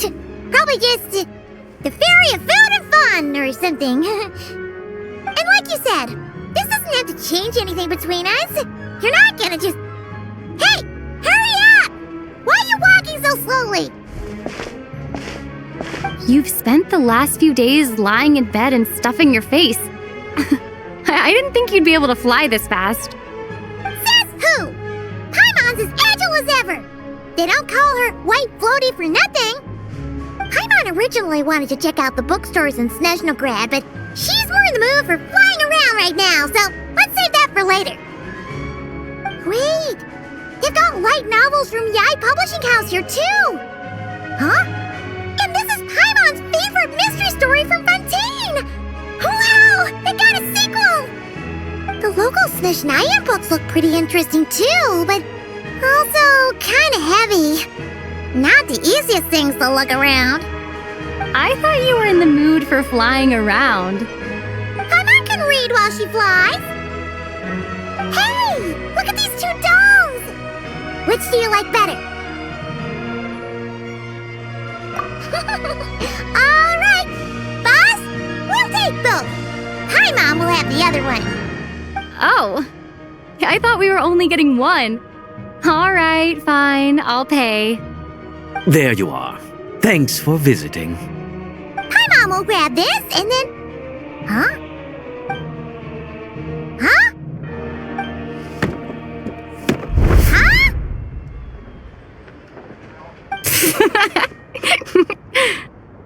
How many layers does this thing have? And what are you laughing at? Huh.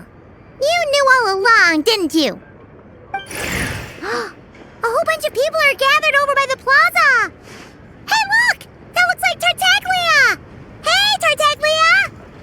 I know that voice. Of course. If it isn't Paimon and my old comrade. You're looking well, Paimon. All better? Yeah! The jester knew I was wrong and fixed Paimon right up! Thanks for sending someone to keep Paimon safe, too. Oh, yeah. About that. That was kind of embarrassing. Who could have known that our director would go looking for you in person? So sorry for the misunderstanding. Oh, right. Let me introduce you. This is my little sister, Tonya. Hello, Tonya. Hello. Firstly, I'm really sorry about my brother. Sounds like he's caused you no end of trouble. Hey now, why'd you have to start with that? Not that it isn't true, of course. So she's the real Tonya. She said you two didn't manage to meet up at the theater. She waited ages for me, and when I didn't show, she got a little worried and went outside. I know, right? He didn't bother to say a word to me. I searched up and down the city for him, and he only told me about it when I finally caught him at the gates of Glupov. I've been rushed off my feet lately, so I didn't get the chance to go home. I just figured the Traveler would fill you in when she got there. Well, the snow was bad and you're never late, so I was really worried about you. How was I supposed to know that you'd stood me up? I'm sorry, Tonya. I really am. I'll make it up to you somehow. Just... please don't tell Mom and Dad. Although the mix-up led to a series of misunderstandings, it's probably for the best that the real Tonya didn't get caught up in that mess. Besides, it's obvious that Tartaglia isn't usually one to break a promise. He only gave his ticket to me because he had to look into Lelek. No, it's fine. It just meant I didn't get to see the show in the end. By the way, what did you think? You were one of the first people to see it, you know? I would say... the best is yet to come. Huh? What kind of review is that? Hey, look!